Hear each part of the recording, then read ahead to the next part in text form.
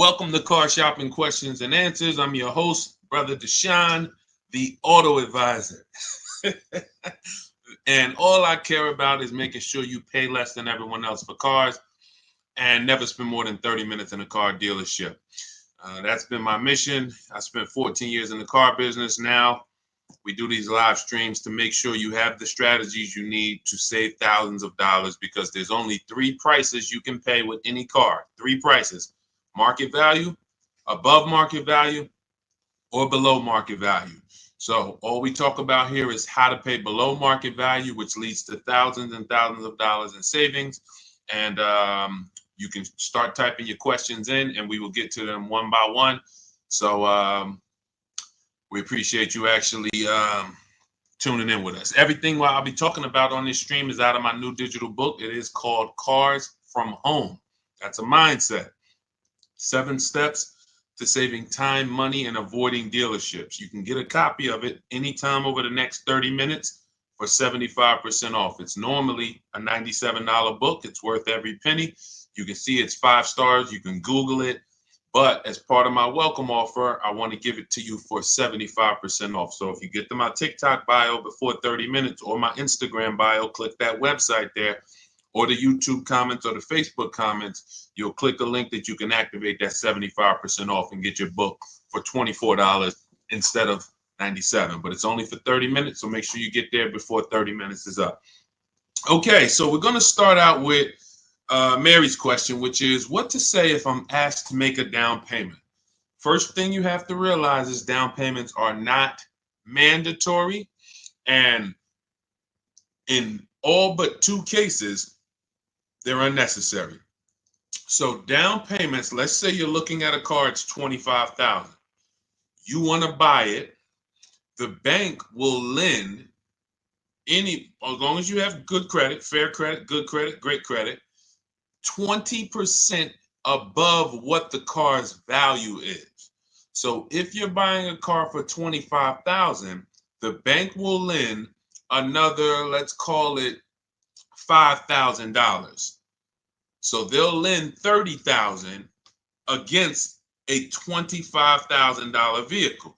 Now, what does that $30,000 entail? Well, let's say you want to put no money down and you want to buy the car and put your taxes in the loan. The bank will approve that. Let's say you want to buy it and put your fees, which may be a documentation fee and DMV fees. Those are the only 3 legitimate fees: tax, DMV, documentation. So you put that in there. So now that takes you from 26, 25. With the taxes, you go up to 28. With the fees, you go up to 29. The bank will lend up to 30 or 20% above the vehicle's value, which is 25, which means you can do a no money down deal. It is not required. Let's say the vehicle's value is 25, but because you have no shopping strategy, you pay 28. The bank only is going to lend 30 because the price you paid for the vehicle does not affect the value of the vehicle. If the value was 25 and you paid 28, the bank's lending 30. Now, the same is true if you get a big discount. Let's say the value of the vehicle is 25 and you get it for 20. The bank is still going to lend what? Up to what? Come on, type in the chat so I know who I'm talking to. I need to make sure I'm talking to the locked in people. 30, exactly. So the loan to value ratios don't change regardless of what you pay for the vehicle. Now, as long as you are trying to get a vehicle and be with everything you want to add to your loan is within the loan to value ratios, money down is not necessary, no matter what they tell you. But what you have to understand is if you come over and you have $5,000 of negative equity, now we have to take that into consideration. Can we do a no money down deal with $5,000 of negative equity? Possibly. It's going to go back to 20% above what the vehicle's value is. So you heard, oh, maybe I get a discount, get me a nice deal, below market deal, knock $3,000-4,000 off. and I can bring over more negative equity. But the only two people who cannot do these no money down deals, and more than the majority of it, is the negative equity people, because you just have too much baggage you're bringing over. And then if your credit is too bad, where you're trying to finance everything, but even with credit being bad, they're normally just charging you a higher interest rate. They're not usually, sometimes you'll see a lower loan to value ratio, but typically the 20% is going to be customary. So it's really the negative equity that stops people from doing no money down deals in most cases. When I was at Mercedes, some of you know I worked for Mercedes for 5 years. People with 800 scores would leave with no car, negative equity. So if you have a lot of negative equity, your goal is to find a car that you can get a huge discount off of, something like, $7,000-$10,000. Even if you look at somebody like Tiffany bought her Mazda using our strategies, using the strategies in my book. She got $6,530 off. Now that's a $44,000 vehicle. So if she had $6,000 of negative equity to bring over, she could do it, because she got a $6,500 discount off the car she was buying. So this is the basis for understanding no money down, Mary. And a key is for you to understand you need to be shopping for the price of your vehicle. The vehicle you're going to buy, you should be shopping for that with an out the door price, not with a loan. So let's say you are like, I want to buy a Hyundai Elantra. You should target whatever Hyundai Elantra you want, get the equipment, and then get a bunch of offers to see who's going to give you the biggest discount, because they're not all the same. They're very different. This isn't the Apple store. You could go to the Apple store in California, the iPhone's the same as the one in Florida. You go to a Hyundai dealership in Bay Ridge, Brooklyn, it's an entirely different price from, Inglewood, New Jersey. And total different price than, Metuchen, New Jersey. They're all different. And that's what you have to understand. When you're shopping for your vehicle, you're shopping for the dealer who's going to sell you the car at the best price. You will handle your financing, your down payment, your interest rates in a separate process. You don't want to mix those two. Okay? That's a good start for you understanding that you should not be in a position where they're telling you make a down payment, unless you put yourself in that position. You follow what I just talked about over the last three minutes, then you should not be in that position. You should understand when a down payment is not necessary. And almost anyone can do these deals with no down payment. Go ahead, Dolan. Let's shoot the next one up. Keep typing your questions. We'll keep getting to them. What's up, Josh? Thank you for liking the video. I see you. Thank you, Bianca. Welcome to the people who are shared. Malik, 621, thank you for sharing. Shout out to the sharers. I see you. It does not go unnoticed. I appreciate everybody who shares, hit that share button, and sends this broadcast to some other people. I appreciate you. All right, AG, car shopping for a used Tesla X, how to save or haggle. There's two types of used car dealerships. When I worked at Mercedes, the first Mercedes-Benz dealership I worked at, big markups, wants to negotiate. Big markups. $7,000, $10,000 markups, very exclusive cars in the particular case. But even if they didn't, they didn't have to have Mercedes. There's other dealerships that do this. They're going to leave themselves big markup, and then they're going to say, hey, let's negotiate.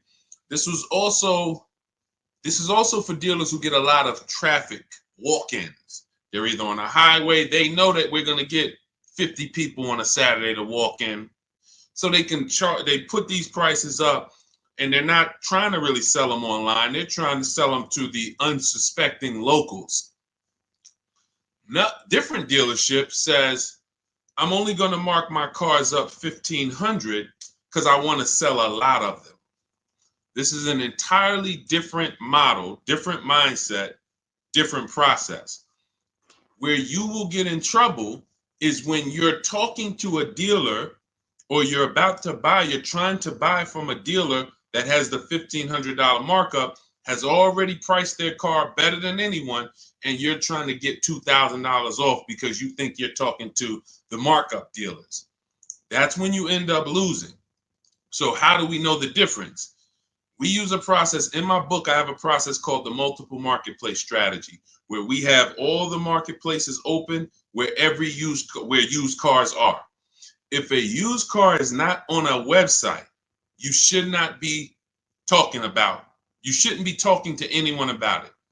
If you can't find a vehicle on a website, a public marketplace, where every dealer wants to sell their cars, do not negotiate on these cars because they can make up prices. Let's say if it was on a website, it'd be 26. You come in, you're like, hey, I like that blue car. Hey, how much y'all asking for it? What's to stop them from saying, hey, yeah, it's not on the website yet. We're going to be asking 29. And then you're like, oh, that sounds kind of high. Well, what did you think? I'm trying to get to like 24. Now, meanwhile, if you'd have sold for 26, you probably would have, asked for, but because you think he's asking 29, now he could talk you down to 26 and you think you got a good deal. Meanwhile, the price they should have listed it for was 26 to begin with. So that's why it's a dangerous, unwinnable game to ever negotiate with a used car that you can't find on a marketplace, public, because that's where their competition is. So we're going back to our system. We're opening up all the marketplaces, CarMax, Carvana, Driveway, eBay Motors, Cars.com, Auto Trader, Car Gurus, and Carfax. 8 marketplaces. Now, all of these marketplaces have different cars. And sometimes you will see a marketplace that has a car here for 34, but the same car is on another marketplace for 32 because they lowered the price. But because you only look at Car Gurus and you're not looking at Carfax, you didn't see that when they lowered the price, this website updates faster than this one. So that's why we're on 8 marketplaces. And then we're narrowing it down based on the first thing you need to do is look at assess the market, I call it. In my book, in my multiple marketplace strategy, this is called assessing the market. What's the low prices? What's the high prices? Where the low side at? Low side is around 22. Okay, I see that. Now, the 22s are going to be garbage cars, accidents, frame damage, title messed up. But every now and then you see one for 22.5, 23, and it has a good Carfax and it has good service record, but it may not be the color you want. So now that has already set the market for you. I want it black, but I see a white one here. It has everything I want, but it's not the color. That means the low side of the market for that car is that. That's assessing the market. So now we're trying to find a vehicle there because, again, there's 3 prices that you can pay for any car. Market value, that's what negotiators pay. Above market value, that's what people who don't negotiate, can't negotiate, don't like negotiating pay. And then you got below market value, which is what people who use competitive bidding and put dealers against each other pay. Now, when we look at these low market, now we're trying to see, do we wait for a vehicle to pop up and can we screen down a couple vehicles to get to a top 3 or top 5 best choices? Once we do that, those are the vehicles, AJ, that we're going to see if we can make a final deal on, because they're already at the low side of the market. So what's going to happen? Either they're at the low side of the market and you're dealing with a dealer like the first Mercedes dealer I worked up, meaning they're not going to sell the car for that price. They're going to try to mark up prep fees and marketing fees and all types of bogus fees, but they want you to come in first. They're not going to put that online. They want people to come in and say, hey, I saw this car. And then by the time, who's ever sat down, be honest, if you've ever sat down, you came to look at a car, they were asking like 22. But by the time everything got added up, they slapped like $7,000 more on it. Warranties, all types of stuff. And you're like, wait, who's had that happen? Type me if that's happened. And I need you to dialogue. Listen, I'm talking to the locked in people. Right, I see you, Josh, 100%. Okay, so this is a tactic. Look, absolutely. So this has happened to Judy, a lot of people. This is a strategy. It didn't happen by accident. They're purposely depending on people coming in, not calling in advance, and then they want to negotiate with them. Goes back to the first deal I said about the first deal I worked at. They want to negotiate. So the prices are so now that's what we verify. That's what we're only calling those top 3 to 5 dealers and saying, hey, besides besides the price here online, what fees do you charge? Once they say, oh no, tax, title, fee, doc, all right, now we know our last step is we need to get the original window sticker price so we can find out the true discount. Because we need to know, AJ, if we're dealing with a dealer who has the markup or not. And we never ask them for a discount over the phone. We go there because you got to understand these. I'm telling you how dealers operate because I've been inside. Every dealer who puts a used car on a website, we use a tool called V-Auto. It tells us where the vehicle we have priced at, where it ranks in the pricing. It'll tell us if we're in the top 3 best prices within 50 miles. It tells us that. So when you ask them for, hey, can you take off $2,000, $1,000 over the phone, especially if the car just got there, they're going to say, nah, listen, you can come in, we can see, but the car just got here. What we do is we drive there. We already know it's the best price on the market. So either way, we're coming home with a car. Unless it just doesn't drive well or something like that. Every now and then that happens. But usually when we leave and we know we've done our assessment from home, we're going to make that deal. That's how I did with my Infinity truck. I just had to test drive it, lock the deal up. When we do that, that's all we're doing when we get there. And we already know. Now, what we'll do, we'll ask them, hey, could you take off another $1,000? If they have it, they'll do it. If they don't, they might say, listen, we don't have it. The car just got here. I only got the car marked up. You see, we know they're telling the truth because we've done the research online. So now you know if you're programmed to only, hey, if I don't get 2,000 off, 3,000 off, then I can't buy it. And you're going to miss the dealers who want to, they literally put their cars online. They want them going in 24, 48 hours. They make sure they're the best price and they sell lots of used cars. You go in there trying to get 2,000, 3,000 off from them, you're missing opportunities. That's how it goes. Okay, this is all, that's all part of my multiple marketplace strategy. It's in my new digital book. It's called Cars from Home, 7 Steps to Saving Time, Money, and Avoiding Dealerships. As part of my welcome offer, you can get your copy for 75% off, but it's only for 30 minutes. So you go to my TikTok bio or my Instagram bio, the YouTube comments, or the Facebook comments. You won't pay the normal $97 price, but it's only for 30 minutes. And then you'll have everything we'll be talking about on the stream step by step. Go ahead, Dolan. Next question.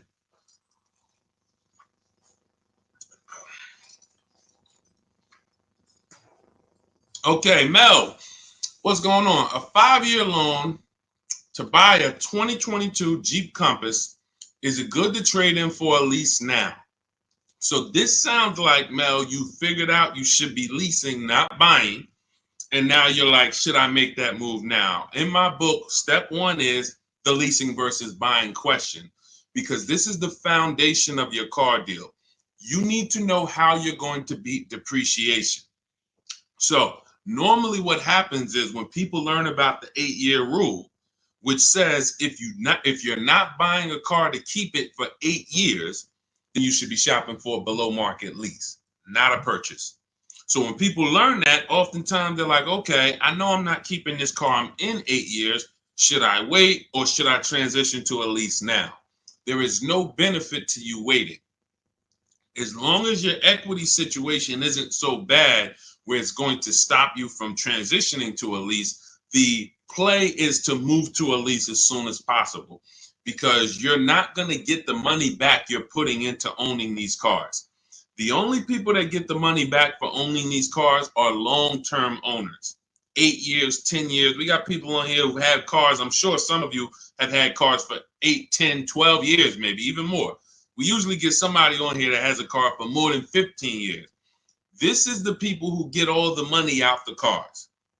So if you're keeping a car in a short term, you're not getting the money out of them. You're putting the money in, But then when you go to replace it and you see how much you're getting back for it, you're like, wait, all this money I put in, this is all I'm getting back. That's why you don't want to put the money in. And that's what happens with below market leases. You look at somebody like Zafrina. Zafrina's driving a $65,000 vehicle, Jeep Grand Cherokee. I got it here on the screen. She's paying $579 a month, no money down. So $65,000 vehicle, that would normally be $1,200-1,300. She's paying $579 a month, no money down. She's never putting the money in. Raphael, she has a Jeep. This is her second car using our process. This is my second car. Look, she said it worked. Follow a 2024 Jeep Grand Cherokee 4x4. MSRP is $46,000. Well, it's $45,900, but let's say 46. Payments $549. That's a 1.19% lease. That's normally at $45,000 before we even throw the taxes in.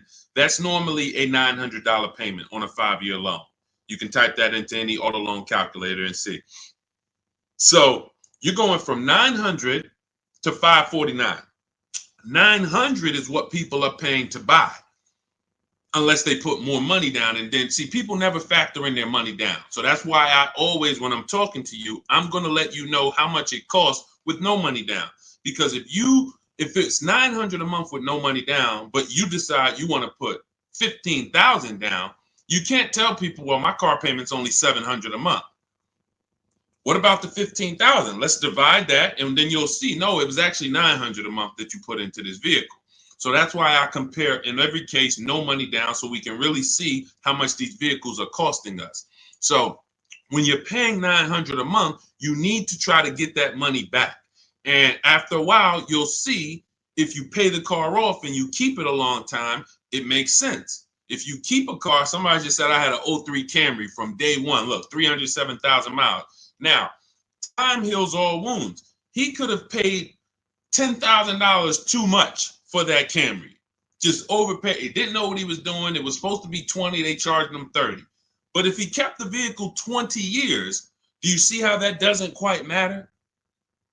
What would matter is the short term. The short term. So the key is understanding, if I'm not keeping my vehicle long term, 8+ years, I shouldn't be buying, because I'm not going to beat the depreciation. I should be shopping for deals like Raphael got, like Zafrina got, like Jen got, like Ansley got, where they're leasing these vehicles, driving brand new cars, not putting a lot of money into them. They're paying cents on the dollar. These are below market leases. These aren't regular leases. And then you're beating depreciation that way because you're not putting a bunch of money into these vehicles. So there's no benefit, Mel, in waiting. You should do your equity assessment. You've already done step one, deciding whether you're going to buy or lease. Now you move to step two in our process. That's the equity assessment, where you call your bank, get your payoff, then go to the 6 websites we teach that pay cash: CarMax, Carvana, Driveway, KBB Instant Cash Offer, Car Gurus, AutoNation. Once you do your equity assessment, it's going to tell you, do you have positive equity, negative equity? And then you will move to the third step, but you have to do that first. So, but there's no benefit in waiting. None. Not one benefit in waiting longer to stay in a bad financial structure when you can go into a lease. Great question. All of this is in my new digital book. For those of you, you're sitting there, you're like, Deshone, there's no way I'm going to remember all of this stuff. We haven't even started warming up yet. You can grab my digital book. It's called Cars from Home, 7 Steps to Saving Time, Money, and Avoiding Dealerships. It has everything in there step by step, leasing step by step, purchasing new cars step by step, purchasing used cars step by step, making banks bid for your loan step by step. And you can get it for 75% off as part of my welcome offer in my TikTok bio or my Instagram bio. Click the website there, and or YouTube comments or your Facebook comments, and you can get it for 75% off, which will be $24 instead of the $97. But it's only for 30 minutes. Once 30 minutes expires, the welcome offer does go away. And $97 is still a great price for what you're going to get, but 24 is better. Okay, go ahead, Dolan. Next question. Just got the book the other day. Awesome, Mel. And I see you already made the decision about the step one, which is great. Just move to the equity assessment and just keep checking off the steps. Just trust the process. You're going to be just fine. Thoughts on leasing versus financing? Well, T, this is exactly what we just spoke about. I have a very clear rule. It's called the 8-year rule. where it says if you're not buying your vehicle to keep 8 years, you should be leasing. And not just getting any lease, you need to get a below market lease, because some people will tell you leasing, this is when you know it's bad. When a dealer tells you leasing is the same price as buying, you're dealing with an 80% dealer, which means they are going to charge you a lot of money. And that lot of money is trying to discourage you from leasing, but that's not what a lease deal would be if you shopped around. So look at Ansley. Ansley has a 2024 Infiniti QX60. It's a $58,000 vehicle. He got it for $554 a month. Only first month's payment down. I want you to pay attention to these details. We're not putting money down to get to these payments. These are what is called 1% leases, or anything below 1.5 we consider a good deal. Anything below 1% we consider it a steal. So it's a steal, it's a deal. And over 1%, over 1.5%, I say in my book, it's time to chill. We don't lease those. We don't sign those leases. They're bad lease deals. But look at Jen. Jen pays $512 a month. Now, normally these vehicles that they're buying would be $300 to $400 more per month if they bought them. So when you take somebody like Danielle's Audi.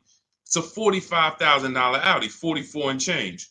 If she bought that vehicle, she's looking at a $900 a month payment, no money down, 5 years. She's leasing it, no money down, $550. So she's paying, call it almost $400 less per month, because we didn't even put the taxes into the price of the vehicle. So if we put taxes into that MSRP, then it might be around $48. And her payment's probably going to be about $950 for 5 years. She's paying $550. Now, let's just to give you an example to understand it deeper, let's say she got a big discount off this Audi. Let's say they knock off even $10,000 for her, which would never happen. But let's just say she knocked off, I just want to prove a point here. Instead of 48 with the taxes, let's say she gets a big discount. She's at 38 now. How much is the payment on $38,000? Some of you know every $5,000, and that's going to be a little, roundabout math for you to do. Every $5,000 is about how much per month? Let's talk to the people who know this. Every $5,000 on a car loan that you look at every $5,000 is about how much per month? Not 1,000, Mel. I think you typed an extra zero by accident. Yes. $100. Yes, $100. Yes, I see a lot of people. Look, thank you, Cleef. Yes, I listen, man. I love the locked in people. Shout out to the people who locked in, following, and learning from what we're talking about here, not just letting it go in one ear and out the other. So when you look at a $10,000 car, you should automatically think that's $200 a month. $20,000 car, $400 a month. $80,000 car, you should be thinking, okay, that's $1,300 a month. So when you have these parameters, you don't get in trouble and you don't let people slap you in long loans. And how my payment so low? That's because you're in a 9-year loan. So when you have these parameters, you can't be tricked. So let's go back to, if she got a big discount off that Audi, 38 instead of 48. She's still looking at a $750 payment, $775. She's paying $550. So that is an example of how it's nowhere close. Even with the biggest discount you would get off of a brand new car, a below market lease is still so much lower from an investment standpoint, from what's coming out of your household. And let's take one more scenario, and this is all tied into the 8-year rule. When I say you can make it easy on yourself and just say, if I'm not keeping the car 8 years, I'm going to shop for a below market lease. Now I'm explaining the math behind it so that there's math behind it. So all right, I didn't just pull the 8 years out of my hat and say, hey, there's math behind it. So let's look at one more scenario. Let's say Danielle, somebody says they want to get a used Audi, because there's some of you you're like, well, Deshone, what if I buy used? Does it still make sense? Does the 8-year rule still apply? Because I'm going to knock, 20, 30% off the price. If I get it used, now it makes sense to buy, right? No, it doesn't. Let's go deep on this. So let's say Danielle, instead of 44, where her Audi is, let's say she finds a nice one for 28. 3, 4 years old. I'm being generous. She finds a nice one for 28. With taxes, let's just round it out to 30. That's her all-in price. She finds her a nice 3 to 4-year-old Audi. 1 year left on the warranty, and then she's going to be on her own. $30,000. What's her payment? 5 years. What's her payment? Let's go. Type in. $30,000, $600 a month. Thank you. $600 a month. So we just took some very clear scenarios, and we took 35,000 would be 600 a month. Would be 700. Josh, 30,000 is going to be 600. Yep, you got it. I see you updated it. So now let's look at this. We have a scenario where Danielle's driving a brand new Audi for the next 3 years, $550 a month. Had she bought a brand new one with a dramatic discount, she's still be with a regular discount, she's going to be $900 a month. With a dramatic discount, she's still going to be it was close to it was 38. So 38, still close to almost $800 a month, $775. Then with her used version, if she bought a used version and got a great price on it, 28 plus tax, she's at $600.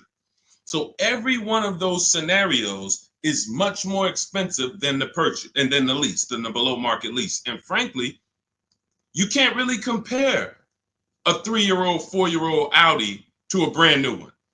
You just can't. Because you're only you're paying $600 a month, I'm paying $550, but the benefits even outweigh that. You're gonna have no warranty after a year. Anything goes wrong, you're on your own. You're going to, 3 years from now, your vehicle's going to be 7 years old. 3 years from now, I'm going into a brand new, another version, 2028 or whatever's going to be out then. So there's no comparison. When does the buyer win? The buyer wins in the long run. You can see the buyer's losing in the short term, right? In every one of those scenarios I just laid out, the buyer is clearly losing. Brand new car buyer paying $300, $400, $500 a month more than the below market lease, losing. The used person got a payment closer to the below market lease, but look what they're driving. 3, 4-year-old car. It's going to have no warranty soon. They're going to be on their own. And then the majority of that time they have it, they're going to have no warranty. That is the life of the buyer. But after 8 years, the money paid starts to stack for the lease person. Because if I'm paying $550 a month, all right, let's say Danielle gets 3, 4 Audis in a row. She just got 4 Audis, every single one of them, she gets below market deal $550. Below market deal $550. After she gets to year 8, she's paid more than these other people. Year 8, she's paid more. So at that particular point, financially, the buyers are ahead. But before that, the buyers have lost because Danielle's driving better vehicles for less. That's why it's the 8-year rule. This is the first decision you make, because if you make this wrong, you lost. If you go in to buy a car, if you go in and you buy a car, but you should have leased, you lost. I just showed you. Doesn't matter how good of a deal you got. Man, Deshone, they knocked 15% off for me. Does not matter. If you're going to replace that vehicle in 3, 4, 5 years, you would have been better off getting a below market lease and never tying up all of that money in the vehicle. That makes sense? Type $signs if you're clear on that. Type $sign, $sign if you're clear on that. All of this is in my new digital book. That's step 1. It's called Cars from Home. It's 5-star rated. Thank you to everyone who's reviewed the book and rated it.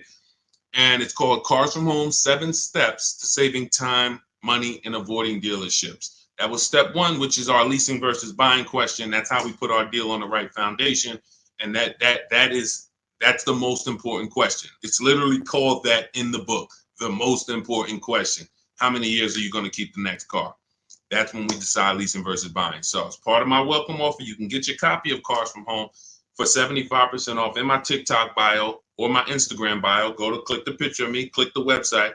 and then you can activate your 75% off for the book, but it's only for 30 minutes. Also in the YouTube comments or the Facebook comments. After that, price goes back up to $97.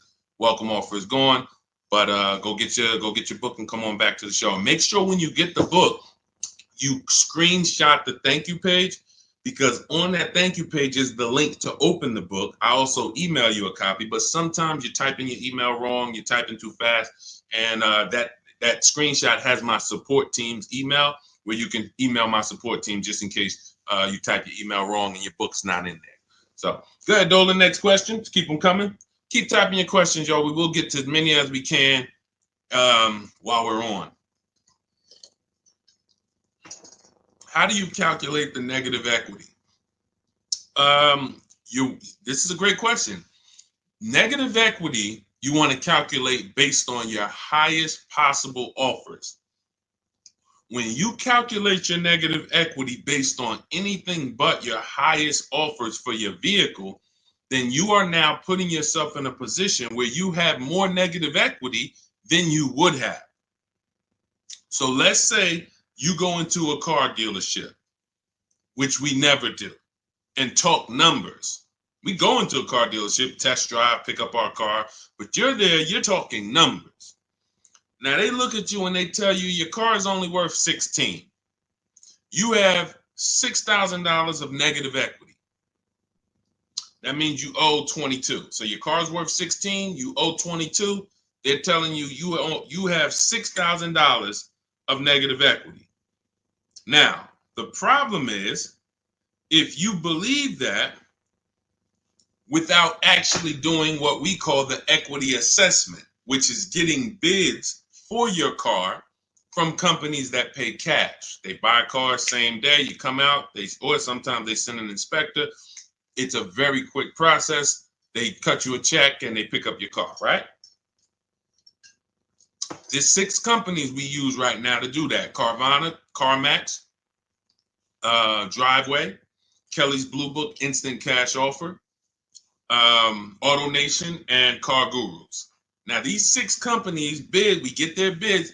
Now, let's say CarMax decides they can pay you $19,000. You owe 22. How much negative equity do you have now? The dealer, your car was only worth 16 to them, but to CarMax, it's worth 19. So instead of 6,000 negative equity, you only got 3,000. But if you didn't get the highest offers for your vehicle, your negative equity is going to appear larger. It's going to be larger. And it's not because it should have been. It's because you didn't employ strategies to maximize your vehicle's value by putting it on the open market. You wanted to do a quick deal and you took less money than you could have gotten trading in a car. We don't do that.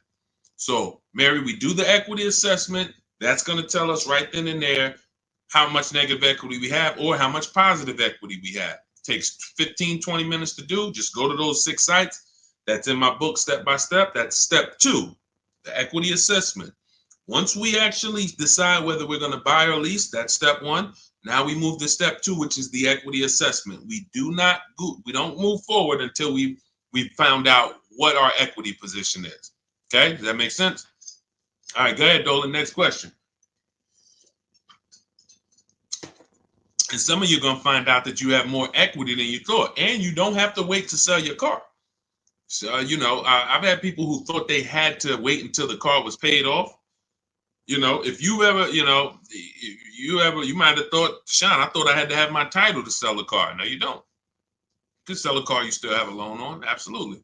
And the reason I know this, people think this way, because when I was at the dealership, people would walk into the dealership. I get a guy who's like, hey, is that the new version there? That's the 2020 whatever. I'm like, yeah, that's the one just came out. He's like, all right, I got 3 more payments left, and then I'm gonna come see you for that. I'm like, what?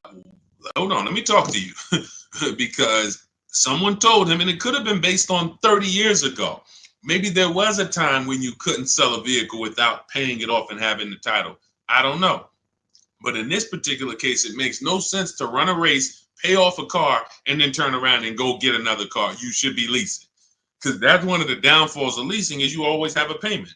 Now, there's benefits there, but if you are buying and you always have a payment, because literally as soon as you pay off your car, you go get another car, and then you go get another car, and you always have a payment, you've never reached the reward stage of buying. So, IG, how would you know a car is below market value? Who to believe? CarMax? No, this is not. We don't believe companies. You know a car is below market value by looking at the market and getting multiple offers. There is no quick, oh, let me plug this in and this tells me this. We don't trust anyone. There's no trusting or believing anyone. You want to assess the market. If I'm looking at a bunch of used cars and I'm looking at, okay, 2020 to 2022 Honda Civics, I can see what the low side of the market is. They're at 19. I can see the middle of the market is about 23. Then I can see these all of my other ones, they high. I need to know where the low side of the market is. If I'm leasing, everything we do with buying, if we're buying a new car or we're leasing, we use a strategy in my book called the 25 to 5. We connect with 25 dealers online. We're going to get 5 offers. This is for new cars and leases. Assessing the market for these cars comes through multiple offers. So when I look at, let me give you an example. I use an example like Teddy. So Teddy gets multiple offers. How does he know that his BMW deal is a below market deal? Says here, look, the post is a bit wordy, but I'm too pumped. I will never lease another vehicle any other way. From start to finish, this deal took 6 days. Connected with 25 dealers online. We do this in 20 minutes. I show you in my book how to do this in 20 minutes. 4 nearby states. He's on the Indiana border. I received 10 offers. I only use the scripts provided. So I provide you with email scripts, copy and paste, because I know everything these dealers are going to say. Obviously, I was a car dealer for a long time, so I know the canned responses. So I wrote the email templates to respond to them. Now, he ends up, this is a $73,000 vehicle. He closed his deal at $856 a month, no money down. Now, how does he know $856 was the below market deal for his BMW? Because his highest offer came in at $1123.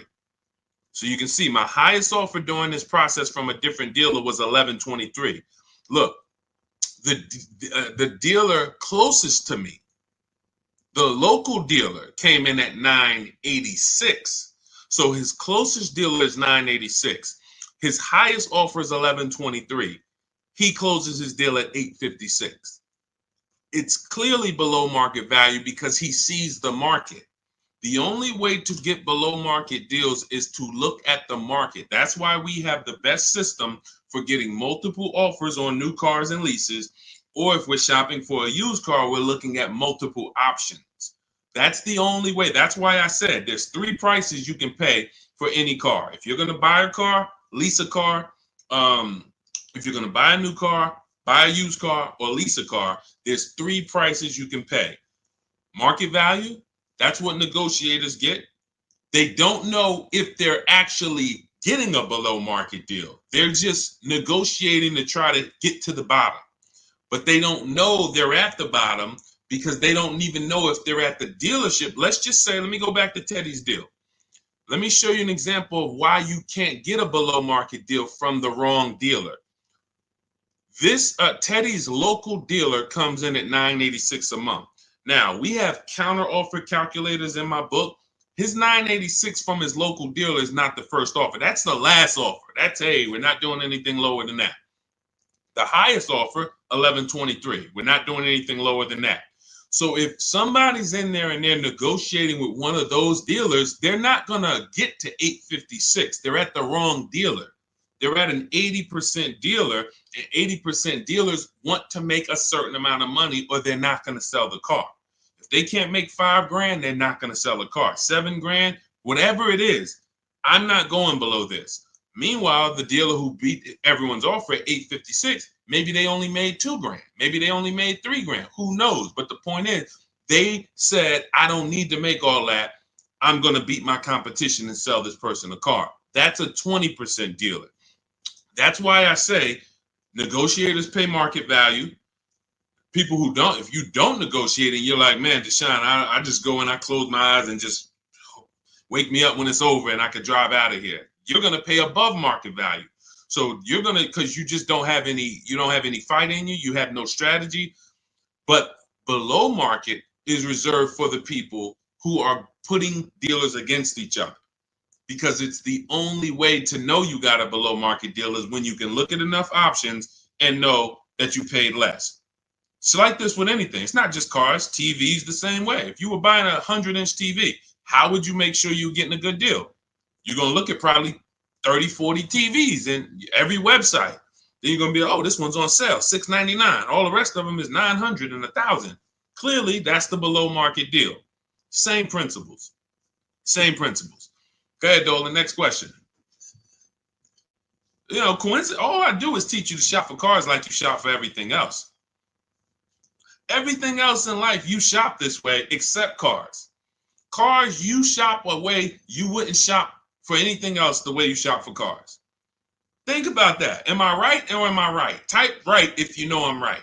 The way you shop for cars and buy cars, you won't buy anything else like that. You don't buy houses like that. You don't buy jewelry like that. You don't buy maybe jewelry. That's a little, you know, because it's sometimes tough to put people against it. But you don't buy TVs like that. You don't buy furniture like that. Just walk in and all right, go back and forth. No, you're comparison shopping. You're using the internet as your friend to get the information and start to have multiple options. That's all we do when it comes to cars. That's why we win easily.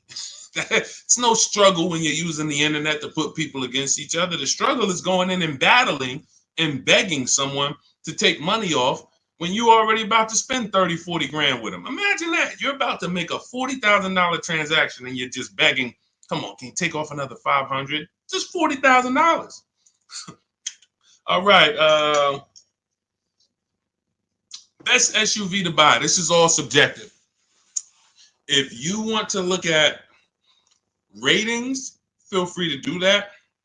I don't recommend cars because it's just too subjective. There's over 40 car companies. All of them have vehicles in every size category: compact, midsize, large, 3 rows. So there's so many categories. The key is this: find one you like based on looks. I like the look of that. And then you can come home and do what we call a quality check. This is in my book. This is in step 4. This is when we make sure the car we're shopping for is a good car. Some vehicles have a bad DNA. I want you to remember this. DNA you can't get around. You cannot repair DNA. So if a Nissan has a particular transmission that goes out between 80 and 90,000 miles, I never get it, because I would never buy that car, because there's nothing I can do to escape what might happen. It's just literally the luck of the draw. Maybe mine doesn't go out at 80, 90,000, but these vehicles are known for the transmissions going out from 80 to 100,000 miles. That's why you'll notice a lot of Nissans for sale. They got like 80,000 miles on them, 90, because people get rid of them right when the transmission starts slipping or right before it goes out. That's what happens. So you can, and this is not all Nissan. So you need to, we always type in the actual car to Google, and we type in 2000, we put the year, the make, the model, 2000 Honda Accord reliability, 2018 Nissan Altima longevity. There's three words that we use that you need to get familiar with: initial quality, reliability, longevity. This takes 5 minutes to do. Initial quality tells you, what does the data say? What are people saying about the vehicle the first 90 days? So if you're leasing a car, you're going to buy a car new or you're going to lease it, you need to know what the initial quality reports are. What are the owners saying the first 90 days of the vehicle? Is it in the shop? Is it electric problems, little malfunctions, blind spot, whatever? That's initial quality, first 90 days. Reliability is your first 3 years. So you need to know, what are people saying about this car, not my neighbor. Not my neighbor. My neighbor owns one of them. There's 10,000 out here. What are they saying? Maybe my neighbor got a good one. You know what I'm saying? Your neighbor might have just got a good one. But I need to know, what are people saying about this vehicle the first 3 years? That's reliability. And then longevity is the long run. 7, 8 years, the engine. People, you're going to see people like Motor Trend and Vehicle Engines, all these websites that all they do is study engines and longevity. What are they saying about this vehicle? Are they saying that the transmission's known to go out? Sometimes you'll type in 2018 Kia Sorento longevity and you'll see right at the top, with proper maintenance, these vehicles are known to last 200,000 miles. That's a good sign. Now all we need to do is make sure we're getting a good one that has been properly maintained. But that's the DNA. So when you ask the best SUV to buy, my goal for you is to avoid the vehicles that have bad DNA. They have bad data. Could be a year. Could be the 2018 was trash, but then they saw that the 2018 was trash and they changed it, and then they made a better 2019. So it's all up to the year. I appreciate it, Rob. Thank you so much. Go ahead, Dolan. Next question. That's in step 4. See, that's shopping, not buying. We have 7 steps in our process. Most important question, step 1, equity assessment, step 2, deal focused budgeting, step 3, shopping, not buying, step 4, multiple offers, multiple options, step 5, paperwork and protection, step 6, and delivery is step 7, pickup or delivery. That's it. So everything I'm teaching on the stream is always going to be out of one of those steps. And for those of you who have the book, here's what you should always be asking yourself. Where am I at in the process? What step am I at in the process? Because you've come from not having a process. So you don't know what to do first. Should I be thinking about my trade-in? Or, oh, matter of fact, wait, he said don't trade. And then, all right, when do I get my loan? Do I get a pre-approval? You don't know where these things go, what order they go in. But I do. That's why we created a 7-step process that accounts for everything. So you always want to be asking yourself, where am I at? What step am I on to make sure, all right, listen, why am I focused on budgeting right now? And I haven't even decided how many years I'm keeping the car. That's my first step. That's what it's about. Okay, Judy, my Jeep lease is up in 2 months. Strange lease of 5 years. Would you finance the car at the end? You've had the car long enough and you're not owning it. So whatever type of financial deal that you went in on this, it was not a good deal because you're paying way too long on a car that you're not going to own. That's the reason we don't buy our leases. We don't do 4-year leases. Paying too much, unless you're paying like $200 a month or something ridiculously low, where you add up all the payments, add them all up. Look at it. All right, I gave them $2,000 up front, and then I paid $400 a month, and I've been paying $400 a month for 5 years. That's 60 months. All right, wow. All right, I paid them a lot of money. Add that up, and you'll see, compared to the MSRP, I paid way too much for this car that I'm giving back. So that's why I wouldn't suggest you buy it, because if you're not going to keep it long term, normally with a lease, it's broken into 2 sides. It's a part you're going to use, and then it's a part you're giving back to them. You're not paying towards that part. Let's say it's 50-50. You could stretch your side out. You got to pay half this car. You could stretch that out for 4 years or 5 years. But it has nothing to do with that back end. You're still going to owe. If you want to buy this thing, you still got that other half. So I don't know what your lease deal is, but if it's structured like a normal lease, you've just broken down your side. You're not paying it. Now, if you've paid into the car, 60, 70% of the car, but I don't think you have, because that wouldn't be a lease. That would be a loan. That would be like, hey, I'm paying the car off. I paid it off for 5 years. I only got 2 years of payments left. I should only owe a small amount. If that was the case, then that's different. But on a lease, if you just took a 5-year lease, then you're paying your half. You're not paying towards the back. So you might have a very, very low payment, but you're not actually building, you're not paying towards the car. You're only paying towards the half you're going to use. So in that particular case, I would give the car back. Now, again, I don't know the exact details, but that just doesn't, but here's the benefit of leasing is cents on the dollar. Look at somebody who has a Jeep. You can see here, Raphael got her Jeep.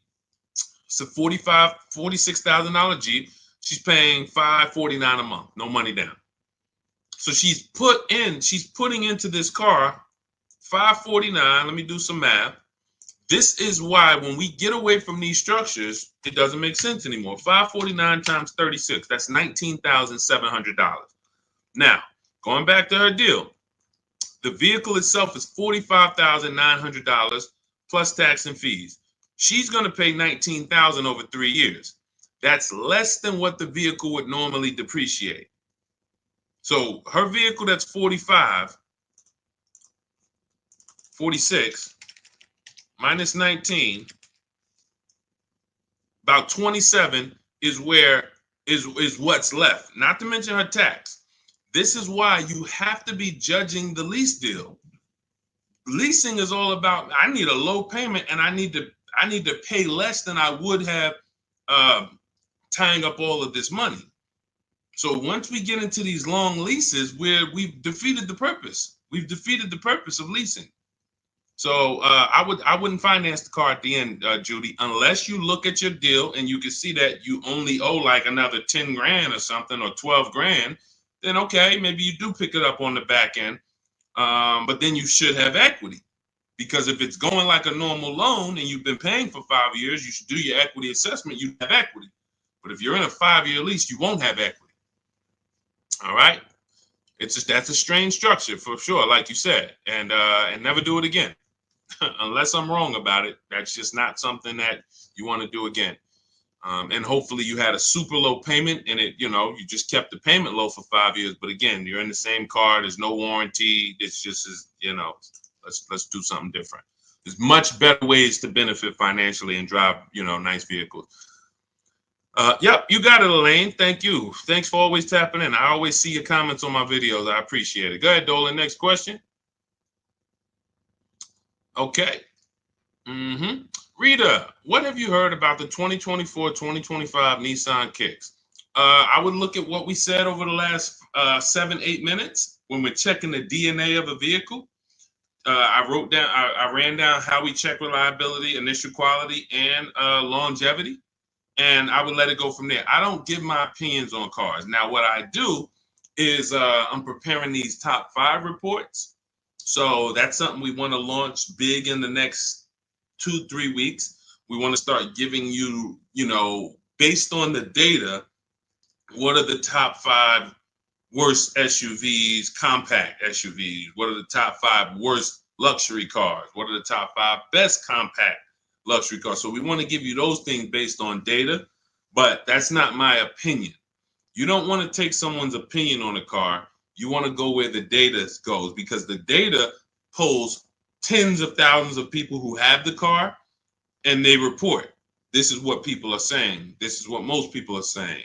And that's all we want to focus on.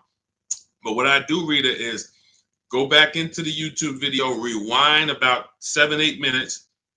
You'll hear my whole layout of how we check reliability, dependability, initial quality, longevity, how we check the DNA. That's checking the DNA of the car.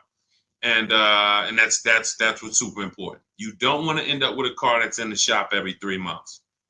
I could teach you to get paid less than everyone. Yeah, all right, you use the strategies, you paid less than everyone. But what does it matter if you have a car that's now, every time you go out, check engine lights on, every 3 months, check engine light. What is this? So make sure you do that. Okay, and this is all in my new digital book, Cars from Home, 7 Steps to Saving Time, Money, and Avoiding Dealerships. We're talking about a piece of step 4, which is shopping not buying. The reason it's called shopping, not buying, is because shopping is deciding what you want. Now, you're not taking enough time to do that. You are letting people rush you in a lot of cases. And now, once we decide what we want, it only takes us 90 minutes to get it. You saw what Ansley said. He got his deal, Teddy, 6 days. I got my below market deal. Ansley, he got his Infinity truck. Look, he said, I started the process Saturday. I accepted a deal Monday. It's quick. By the time we hit the market, we are seeing below market deals like that. So it's not even a matter of needing a month or 2 or 3 to be able to do this. Now, if you have time, you can watch the market, because deals change every month. So you can watch the market and see, okay, let's see the lease deals next month. Let's see where the used car price is going next month. Are they going down, up? So if you have time, that's a benefit. But even if you have a week, you can still get a below market deal. So that's step 4, shopping, not buying, deciding what you want. And when you do this the way I'm teaching you, you'll never worry about getting a car and then 3 months later you're like, man, I don't like this car. I need to replace it, which is a loss because you're going to lose money because you already depreciated the car. Now you're trying to replace it. So you're going to lose probably 15% of the value, whatever you paid for it. So we don't want to do that. You want to take the time to shop. You want to choose your vehicles wisely, test drive them, and you want to enjoy the process. And you will enjoy the process when you stop mixing buying with shopping. Let me say that again for those in the back. You will enjoy the shopping process, which is deciding what you want, when you stop mixing that with buying. Hey, Charlie, we're going out this weekend. You and your mother, we're going to go test drive some cars. We're going to go see the Nissan. Then we're going to go to the Chevy dealership. And I want you to sit in the back, and I want you to make sure that you can get all your football equipment back there. We're going to look at like 3 different vehicles. Oh, that sounds good. That sounds good. Now you're at the first dealership. You see it. Okay. All right. What do you think, Charlie? This is nice. But yeah, this is nice, Dad. I like it. Let's go see some other ones. Next thing you know, the salesman says, hey, well, we got a sale today. So 1-day sale. Oh, now you're sitting down. Now you're sitting down. What are you talking? Well, Dad, what's going on? I thought we were going to the other dealerships. Yeah, son, hold on. Me and Daddy and Mom, we're working a deal here. Next thing you know, you're buying, not shopping anymore. And this is how you leave money on the table. Don't shop competitors. This is a tactic. Call them the showroom shackles. They want you to sit down, just picture, remember this. Every time you sit down at a dealership, just picture shackles coming out of the armrest of the chair, and because isn't it like that when you try to get up? Doesn't it feel like you're shackled? When you try to get up, hey, some of you can't even get your keys back. Hey, where my keys? Hey, you got my license? Hey, who has my driver's license? Hey, did you give me back my license? So this is a tactic. So once you understand, we avoid all of this. We never talk numbers in the dealership. When we're there to shop, which is decide what we want, test drive, go home. If that's the vehicle we want, we will be reaching out to buy it from home, online, by email. And if you're going to do it your way, you can call around, you can call them, but do not discuss numbers at the dealership. It's a losing battle. You have no leverage there. Go ahead, Dolan. Next question. All right. If you're getting value out of the stream, can you type a $, $, $? Just send $, $. Let me know you're getting value out of what we're doing. Every time I see the $, I appreciate it. It lets me know we're connected and you're getting what we're talking about. Thank you, Sherwin. Thank you, Raphael. Thank you, Rob. Appreciate you. All right. Listen, let's go. Next question, Dolan. Yeah. Thank you, Jeremy. I appreciate it. I see you. Thanks, Tracy. Which value guide do most lenders use to determine value? Probably NADA.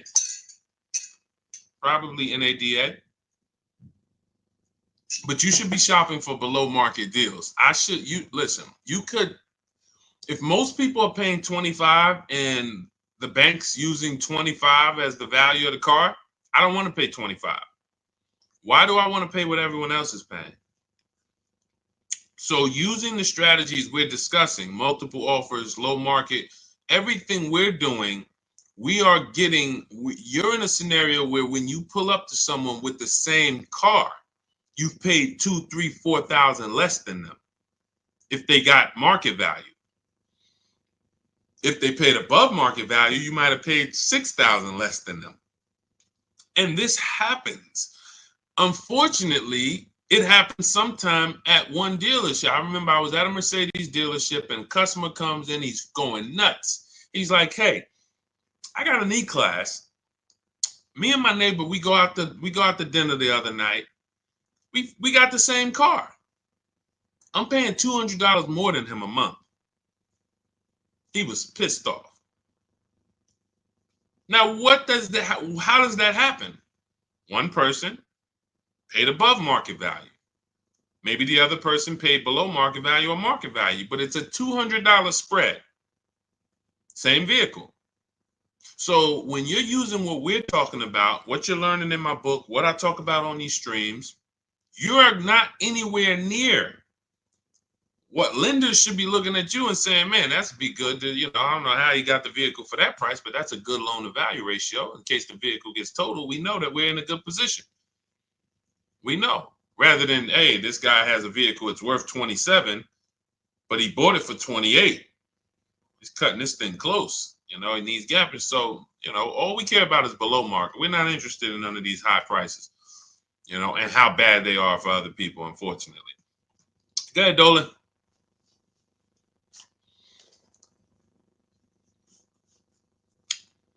For Countess, does it matter what type of vehicle you lease? Well, every vehicle has a different lease program attached to it. So every trim level has a different lease program attached to it. So a Mazda 3 Sport has a different lease program than a Mazda 3 Touring in many cases. Has a different lease program than a Mazda 3 Grand Touring. So every vehicle is different. Here's how I look at leasing, and here's how I want you to look at it if you want to talk value and money saving. You're looking for the car that you could drive the highest MSRP car for the lowest price. So my first lease was a Pontiac G6 $256 a month. It was like a $20,000 car in 2006. I paid a little more for it because I didn't have the credit. I had never financed the car. So I had to pay, I think I got tier 3 through my dealership. It was like maybe $40, maybe $30-something more per month that I had to pay. But my next lease was when I was at Mercedes, I leased an Infiniti that was next door. It was like a $32,000 car, $325 a month. It was an Infiniti G25. And then maybe a $35,000 car, G25. Then I leased a Q50, which was a $45,000 car, $345. Then I leased another Q50 because this was my wife's car, $365. And then I leased myself a Jeep Grand Cherokee 2018, $330, $35,000 truck, $330 a month. These are all under 1%. You take the monthly payment, divide it into the total MSRP. If it's under 1%, this is a steal. Incredible value. You're driving very expensive vehicles for very, very low payment. So, and then the last Infiniti that I got that I leased was we had 3 Q50s that my wife drove. And the last one was $365. So it kept going up by $20. Every time it would go up by $20. We had 3 Q50s. These were $44,000 vehicles. So that's how I approach leasing. Now, I might look at another vehicle, the same $45,000, but the lease program is not as aggressive. Once I shop my offers, maybe I'm at $500 because it's a different lease program. The lease program, in order to be at a 1% lease or close to it, you need a lot of support from the manufacturer. You need rebate, you need incentive, and then you need to get bids. So you can have a great lease program, but if you're at an 80% dealer, you're not going to see these deals that I've been showing this whole stream. You're not going to see any of these deals. You need a great lease program, and that combines with the bids that you're getting. And then once you get that, you can see, am I at 1%? Am I at 1.2%? Am I under 1%? Zafrina got a 0.88% lease on that Jeep Grand Cherokee, the electric version. She got a 0.88% lease. Ridiculous. $65,000 vehicle right here. She's paying $579 a month. No money down. $65,950, $579. That's a 0.88% lease. Ridiculous value. Ridiculous value. So the lower value, the lower percentage, the better. I max it out in my book. I teach you the 1.5% rule. 1.5%, we don't lease above that. We don't lease cars where the lease deal is above 1.5%, because when you add up all the payments, you're paying too much for a car you're giving back above 1.5%. It doesn't make any financial sense to lease the vehicle at that point. We just go to another vehicle. I've had people that said, Deshone, I wanted to lease the Range Rover. I got all my offers back. It was 1.6, 1.7, 1.9, 2. What do you think? I said, pick another vehicle. Go back to the Range Rover in 3 years. Maybe it'll have a better lease program then. There was a time, I remember Range Rover Sports had a great lease program. There was a time where the Velar had a great lease program. It goes away. And then they're like, hey, you know what? We need to sell some of these. It comes back. So, but it's so many vehicles out here. It doesn't make sense to lease something where you can't get it for below 1.5 or even lower, because there's just so many vehicles. You can find one with a great lease program using what I teach. Every vehicle you shop, it's only going to take you 90 minutes to see the market. Once you get to step 5 in my process and you're actually shopping the market for lease deals, it only takes 90 minutes to go to the websites, copy my scripts, and then get the offers back. So you can do this for 3-4 vehicles over a weekend if you want. But that's what you need to do.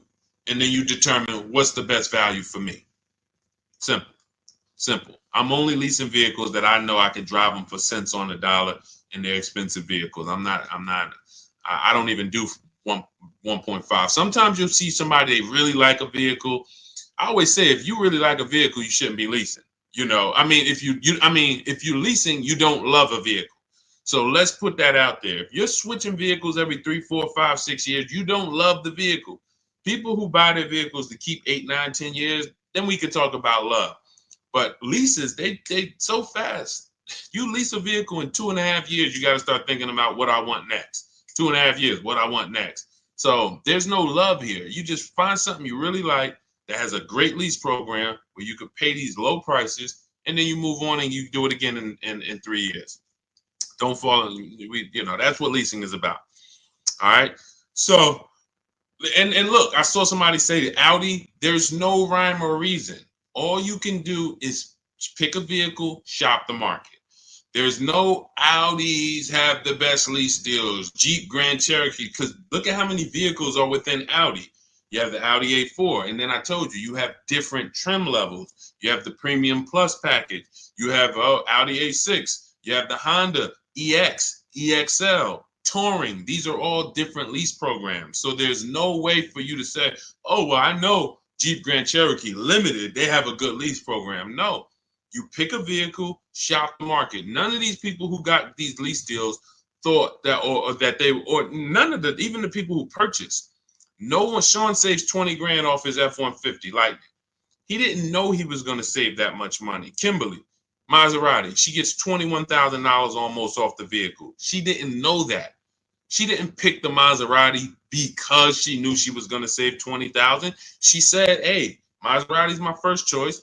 Let me go shop for it. Oh, below market deal on this is $20,000 off. That's the way it works. Look, at the time last year, Eddie bought this 2023 Toyota Camry hybrid. They were extra hot at the time. He shops his best offer at that time is $2,086 off of MSRP. They had no rebates. He got multiple offers, and he said there were several dealers still charging MSRP over MSRP. Now, the market's changed on these in a year, but at the time, that was the below market deal. So no one goes in knowing how much a below market deal is going to be. You pick your vehicle, use my strategies, you get your offers, 24 hours, 48 hours, you have all the offers, you can see, how does it look? You got 5 offers, 7 offers, how does these look? Oh, wow, I'm saving $6,000. That's the best offer. All the other ones are saving me less than that. Oh, here, I'm saving 10 grand. Then you make your decision. Simple. And once you know how quick it is to actually do this, it's going to blow your mind, because you're going to say, any vehicle I'm considering, I can shop the market on it in 90 minutes and know what the below market deals are. Very empowering. So everything you're learning is out of my new digital book. It's called Cars from Home: 7 Steps to Saving Time, Money, and Avoiding Dealerships. This is a 7-step process for below market leases, below market new cars, below market used cars, step by step, A to Z.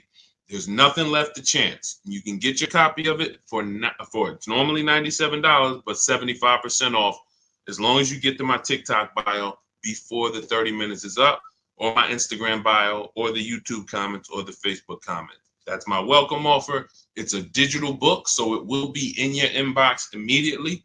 As soon as you get your book, make sure you screenshot the thank you page, because that does have my support team's email, just in case you type your email wrong.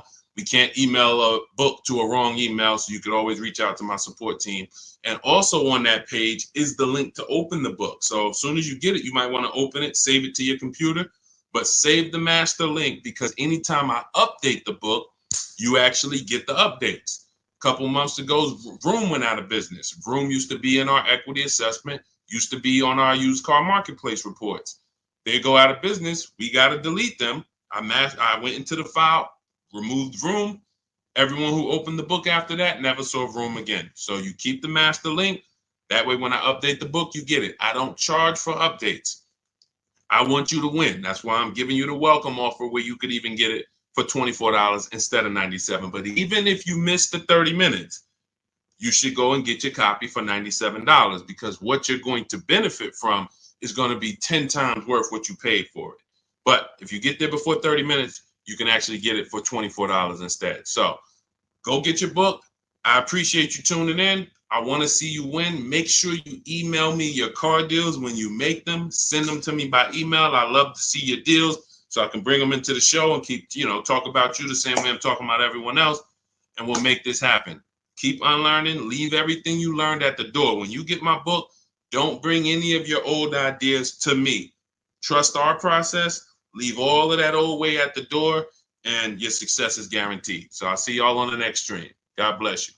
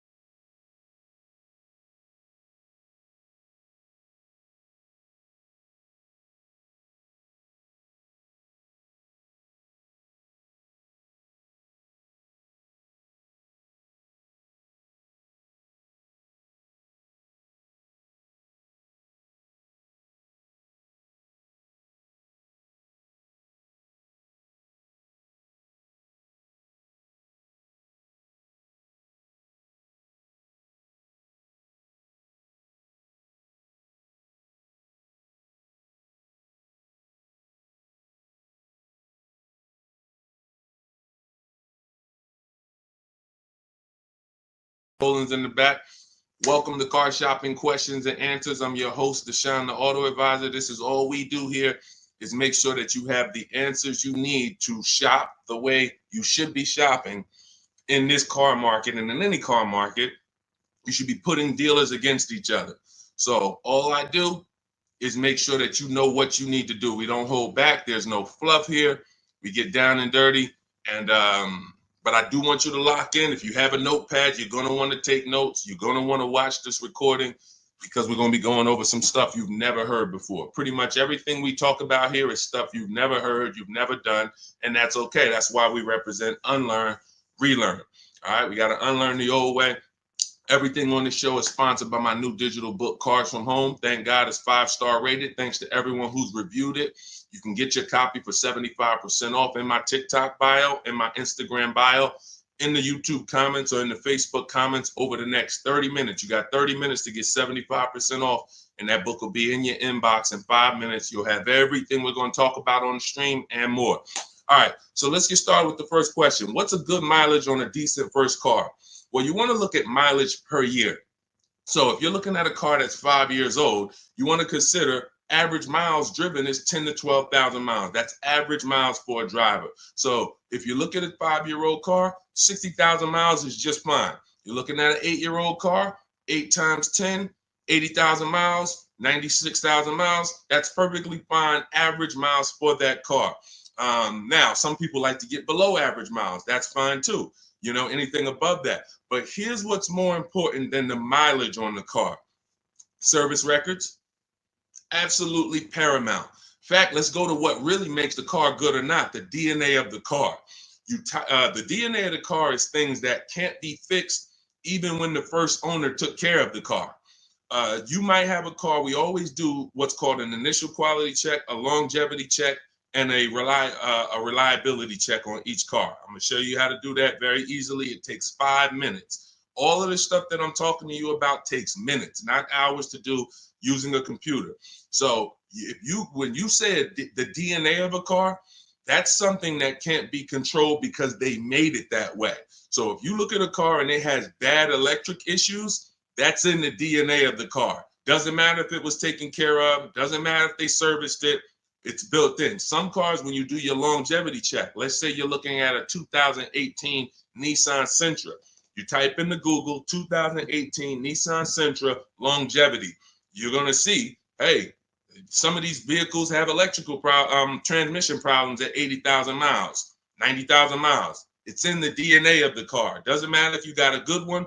Doesn't matter if you got a bad one. Chances are you're going to deal with these issues. So what we do, any car you are looking at, a used car, I want you to type in the year, the exact year of that car, and then type in reliability.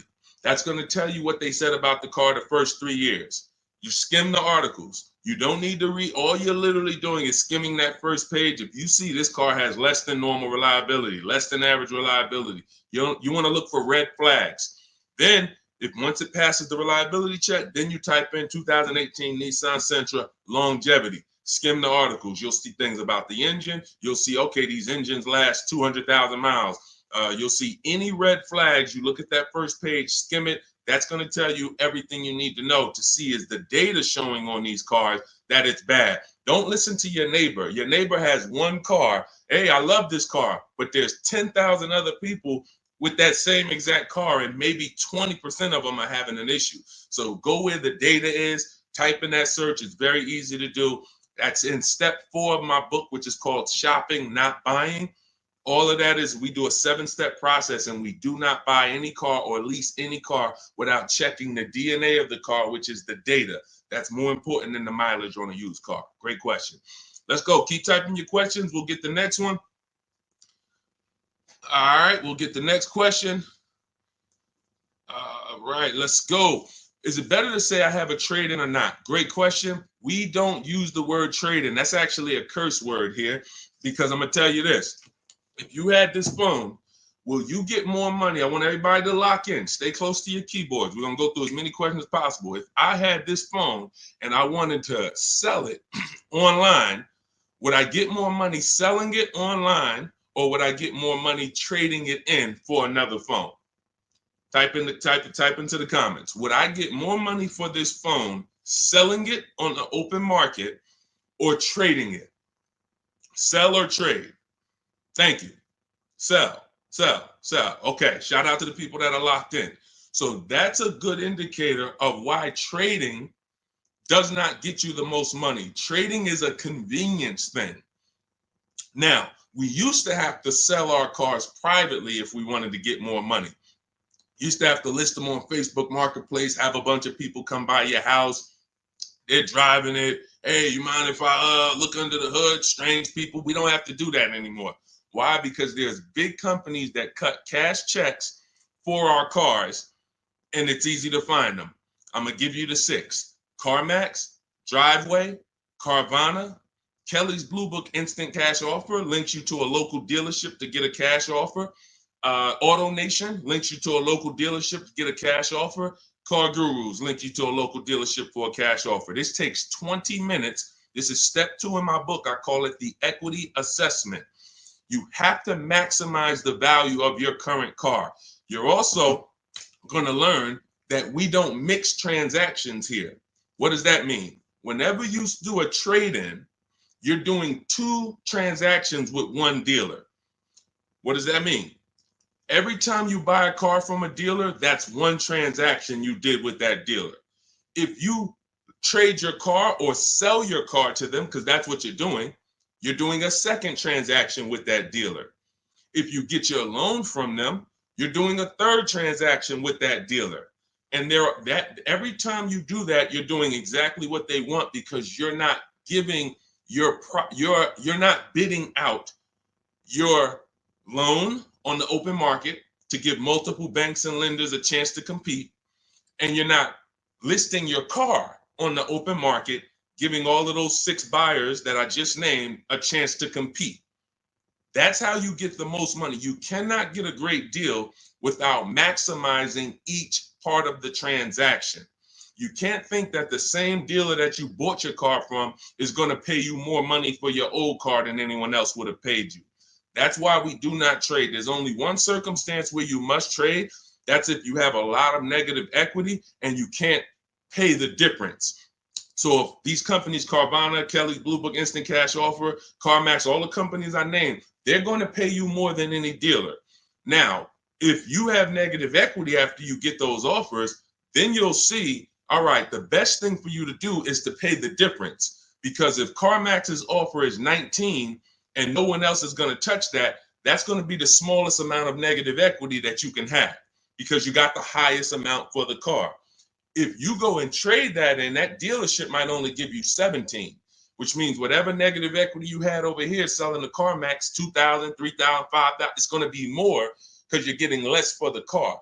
So but if you can't pay the difference, cover the difference of the negative equity, then do a clean transaction. That's what I recommend. But some people don't have the cash to do that. Then you must trade, which means you go and whatever dealership wins your business, they're going to have to be the ones to trade, because you need them to bring that negative equity over to the new deal.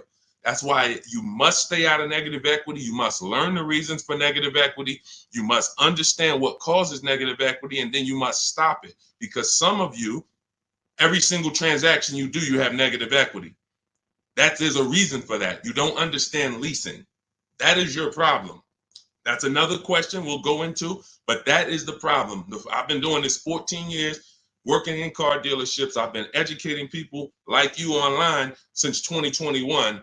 We got thousands of students, 10,000 books. So we do this. Negative equity is caused by either a short-term emergency where you switch your cars. Hey, I needed a bigger car. I thought I was going to keep this car forever, 8, 9, 10 years. But, my wife just had triplets. We needed a bigger car. We got to switch it. That's fine if you're going to pay off the car and keep it long-term. But if you're just switching cars, hey, I get a loan, 5-6 year loan, switch the car in 2 years, 3 years, roll the negative equity over. You keep doing that. The reason is you don't understand leasing, and you're in a financial structure that is going to penalize you for these short-term trades, and when you should be learning about getting below market leases. And we talk about that a lot on the stream. So great question. We do not trade. All of this is in my new digital book, Cars from Home, 7 Steps to Saving Time, Money, and Avoiding Dealerships. You can get a copy for 75% off as part of our launch offer in my TikTok bio, in my Instagram bio, in the YouTube comment section, or in the Facebook comment section. But it's only for 30 minutes. Once the 30-minute timer goes to zero, it's $97. And it's worth every penny at $97, but $24 is better. So go there, get your book, come back to the show. All right, see you in a sec. Go ahead, Dolan. Next question. $10,000 upsell. And you know what? Listen, this person grab this question, Dolan, for the next question. She said, I bought a vehicle during the pandemic, $10,000 upsell. I want to tell her about Bonita, but that'll be the next question. Let's get to C. Robinson on Instagram. We're in the midst of trying to lease a car. It's exhausting. Well, you're doing it the way they want you to do it. You're in there begging for discounts. You're in there walking into dealers, hoping you can get a good price. And what you don't understand is that 80% of dealers are overpriced. There's nothing you can do about that. Picture 10 dealerships on a block. 10 dealerships, they're all Nissan dealerships on a block. 8 of them are not going below a certain number. Doesn't matter how much you negotiate, yo, I'm not doing any better than this. And when they look at you and say, hey, Mr. Robinson, this is my best price, they're not lying. That's their best price. That's not their competition's best price. Their competition's best price is totally different. And what you have to learn is when you're looking at car dealerships, it's not like the Apple store.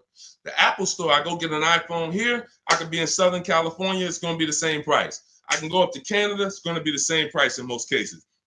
This is a convenience aspect. They fooled you into thinking, oh, the Nissan dealer you're at, we're just the closest one, but we're all the same. They're not the same. They compete every single day to see who's going to sell more cars. They report their numbers at the end of the month. They're competitors. They sell cars for different prices. So what you have to now do is bring that competition into your car shopping. You cannot do it going from dealer to dealer. If 8 out of 10 dealers are overpriced, then you need to figure out, how do I talk to all these dealers or communicate with them at one time to where I'm going to be able to get numbers from all of these dealers or whoever has a car, and I'm going to pick the winner. That is what we do. That's why our entire mindset and philosophy is called Cars from Home. There's only 3 reasons we're in a car dealership: to test drive, then we leave; to have our car appraised if we're selling it to a used car manager, then we leave; or to pick up our car because they don't deliver. That's the only 3 reasons. We are not there to talk numbers. We're not there to find out what's the specials of the day. We do all of that from home, online. You have the internet at your disposal. You wouldn't walk into a store to buy a $2,000 TV. Nobody would. No one who wants to get a good price on the TV, you'd be at home looking at all the TVs online and then saying, okay, boom, that's the best one. And you can make that decision in minutes because you have the internet at your disposal. It's the same way with cars. We have the online shopping system that allows you to get 5 offers because you must get 5 offers. I just told you 80% of dealers are overpriced. So that means 4 out of 5 dealers are overpriced. When you walk into Nissan and say, hey, there, can I get a quote on a lease? And they give you $799 a month, you leave saying, man, Nissan's expensive. No, Nissan of Bergen County is expensive. Nissan of Bay Ridge is expensive. You need to understand that that is one dealership. And when you grasp that, you won't be going into dealerships to get prices anymore. You'll be sitting at home like we do, getting prices online so that you can see. When you go to my book page, you'll see dozens of people. We share all. I've helped so many people learn this. I'm so fortunate because once I saw that they were able to do this, it just made me say, let me keep sharing their stories. See, anyone knows, okay, Deshone, you've been selling cars 14 years. You've been doing this since 2006. Obviously, you can get great deals. That's why all I do is share what my people who learn from me get, their deals, because they're all that matters. So you want to get 5 offers, Mr. Robinson. It doesn't matter if you're going to call and do it. Talk to sales managers. If I was calling, I would be calling and talk to salesmen. Now, who does not like talking to car dealerships? Type me in the comments. Stay close to your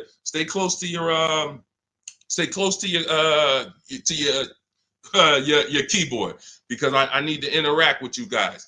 Who does not like talking to car dealers? Because there are some people who do. When I was in Mercedes, it was some people who used to pop into the dealership every 2 months. They just come in. Hey, what are you doing here? And they're like, it's just, they get a thrill out of it. But if you don't like talking to car salesmen, type me or type hate it.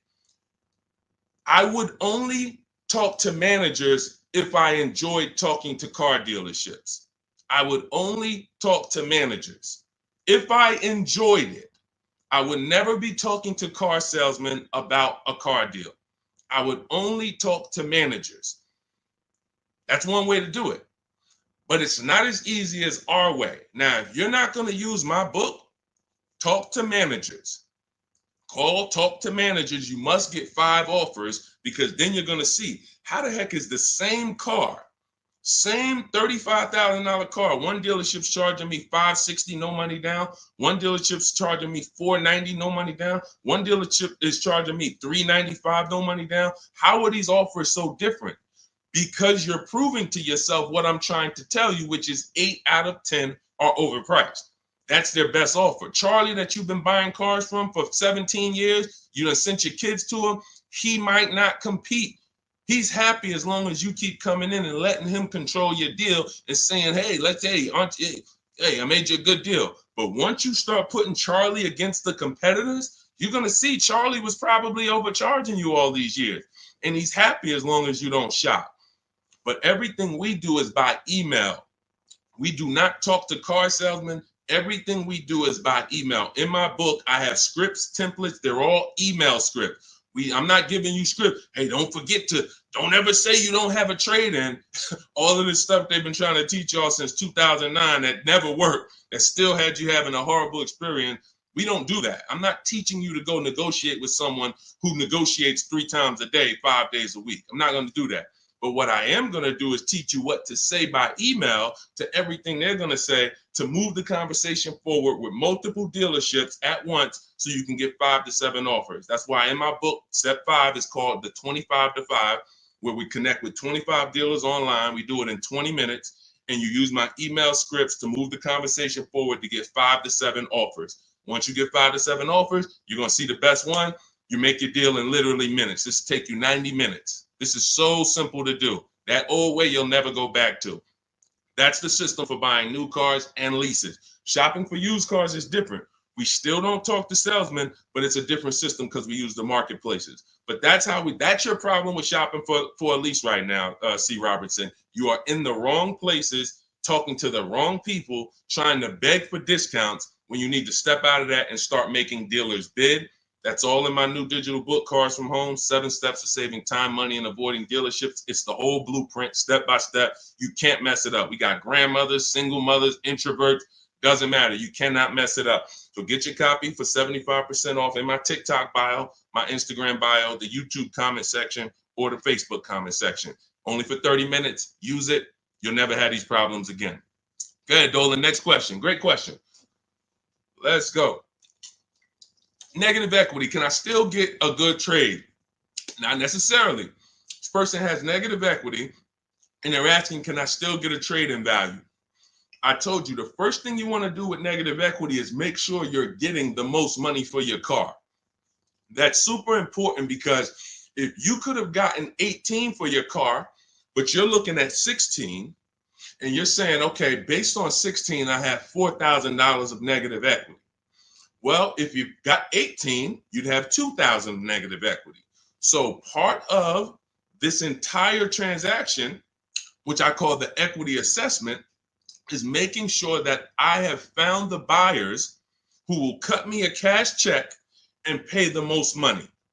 I do not go into dealerships and have them look at me and say, yeah, well, based on what we could pay, you got about 8,000 negative equity. Again, you're not going to pay more money than CarMax, Driveway, Carvana, Kelly's Blue Book Instant Cash Offer, AutoNation, and Car Guru, Sell My Car. These are 6 offers, and these are people who every day they are fighting to buy vehicles. These are the people you want to be selling your cars to. People who every day all they do is get up and buy cars. People coming in there, hey, I'm here to pick up my check. They inspect the car, go into the accounting department, cut the check. Thank you, sir. Take off the license plate. Next. This is what they do. They're not trying to sell you a car. They're trying to buy cars. That's why we want to put our car in that market. So that's the first thing. Now, when you look at that, I have 2 strategies in my book for negative equity, and then a third one that doesn't lead to a car, because there's only 2 things that I've seen that stop people from getting cars depending on their situation. Credit is too bad, negative equity is too high, and they can't transfer it. We had people, I remember I was at the dealership, I'm at Mercedes, I got people with 800 credit scores not getting a car. They could afford it, can't transfer it. The bank's not going to approve it. They got 10,000 in negative equity. They're trying to roll it over to a $40,000 car, and they're trying to do no money down. So they want to finance the tax. They want to roll in the tax, the fees, and the negative equity. Bank's not doing it. That is how you could not get a car with negative equity. But there's 2 situations where you can. First one is if you can pay that difference. I already mentioned that. You get your 6 offers: Driveway, Carvana, Kelly's Blue Book Instant Cash Offer, CarMax, Carvana, Kelly's Blue Book Instant Cash Offer, Driveway, and Car Gurus and AutoNation Sell My Car. 6 offers. If you can pay the difference, do it, because now you got a clean transaction. Now there's no baggage. I'm going in to shop for my car. Now, you have to time your transactions. In the book, I teach you how to time the transaction. You're not selling the car to them right away because you got to go find your car first. But here's another great thing about these companies.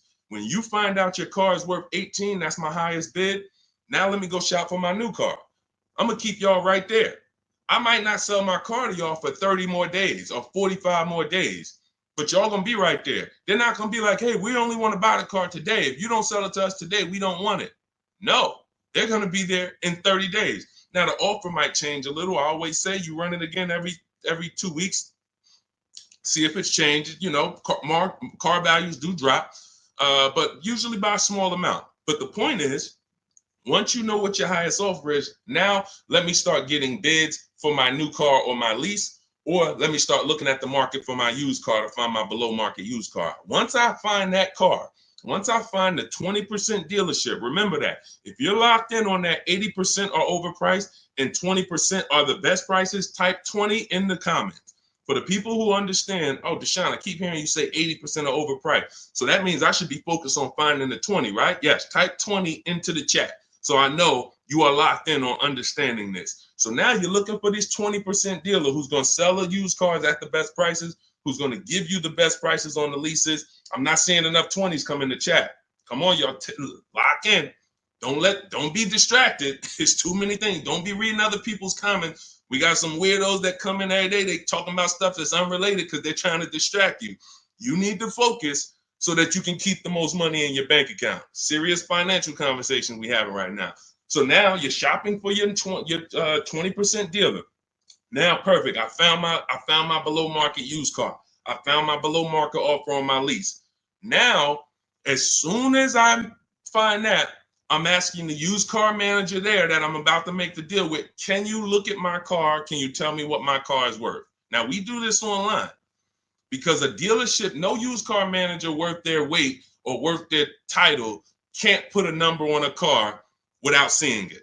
They do it all day long. Sit there, look at the auction, put numbers on cars, So we can literally say, hey, can I send you all the information about my car? Can you give me an idea of what you could pay for it? Once we send them the year, make, model, send them pictures, they might say, okay, look, I'll give you about 17 for it. I need to see it. They're always going to say, I need to see it 100%. But you're about to go over the finish line with them. So now what they can pay for the car is what they can pay. You can't look at what CarMax was giving. You can't look at what you were getting through AutoNation, the car buy. You can't do that because, again, this is a dealership who's beat all their competition to sell you a car. That means they're selling you the car at the lowest price. The chances of them being able to beat all the competitors who wanted to buy your car is very, very slim. Very slim, almost impossible. But every now and then you will run into a deal like this. And this just happened with Melissa. Where's Melissa? Melissa, she gets her 2025 Honda Pilot. She didn't want to buy anymore because I told her about the 8-year rule. She found out she wasn't keeping her cars 8 years. She should be shopping for leases. She was spending so much money buying these cars, replacing them every 3 to 5 years, and she was losing on resale and depreciation. So once she learned about the 8-year rule, this is step 1 in my book, she said, Deshone, I'm not buying anymore. I'm going to be leasing. So she shops for her below market lease. She ends up getting a cash check. She gets her highest offer from Carvana for her old 2018. It left her with $12,000 of equity. Now, once she made her deal on the Honda, she asked the used car manager to look at the Kia. He matched the Carvana offer and gave her $12,000. That does happen sometimes. Every now and then, you're buying from a dealer and they can look at that used car and say, you know what, that car is valuable to me. And they will be able to match the offer that you got from the online buyers. But it doesn't happen in most cases. So you usually, but you don't want to get rich. You know, if I knew that I was getting 19 over here and they tried to offer me 14, that's when I'm going to be like, hold on, I might have to go and look at my other offer or my next best offer because it sounds like you're a little too low. But this is what you are. When you're at the mercy of trading, this is what you do. You can look at the market value of what you get and you're like, I know you're giving me nowhere near that. That's why I need y'all not to be trading cars. Get out of negative equity, stay out of negative equity, understand the cause for negative equity. You should be leasing cars, not buying them. The reason you have negative equity is because you buy cars, take out 5-6 year loans, 7, God forbid longer than 6. You're not paying them off. You're replacing the cars before the loans are paid. And this is continuing to keep you in a cycle of burying yourself in negative equity when you could be paying hundreds of dollars less, leasing cars, getting the mileage you need because you pick the mileage on a lease, driving new cars, always under warranty, and paying a whole lot less hassle-free if you just understand leasing. So feel free to ask questions about leases, and we'll go into detail about that. But that's the answer to your question. Everything we're teaching is in my new digital book, Cars from Home, 7 Steps to Saving Time, Money, and Avoiding Dealerships. You can Google it. You want to jump off and go Google that book. It's 5-star rated. Thank you to everybody who's reviewed it, rated it on Goodreads. Part of our welcome offer, you get your copy for 75% off.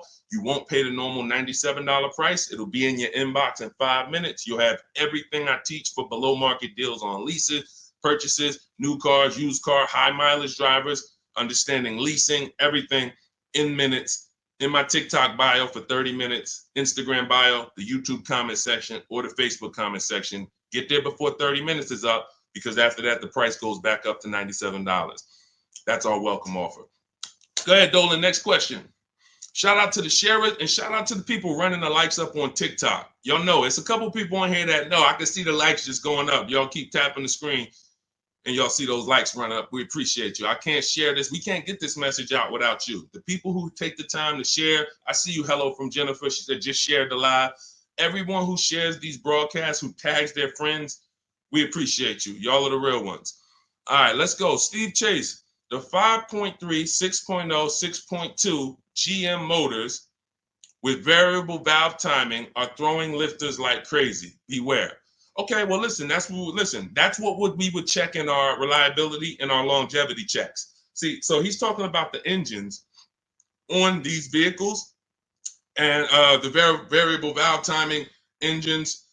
Listen, there are cars that are new cars that have serious problems, especially when you consider what happened in 2020 to 2023, when we had a limited inventory supply, but we had people trying to build cars to get them out to satisfy demand. So you had a lot of cars being built on the fly.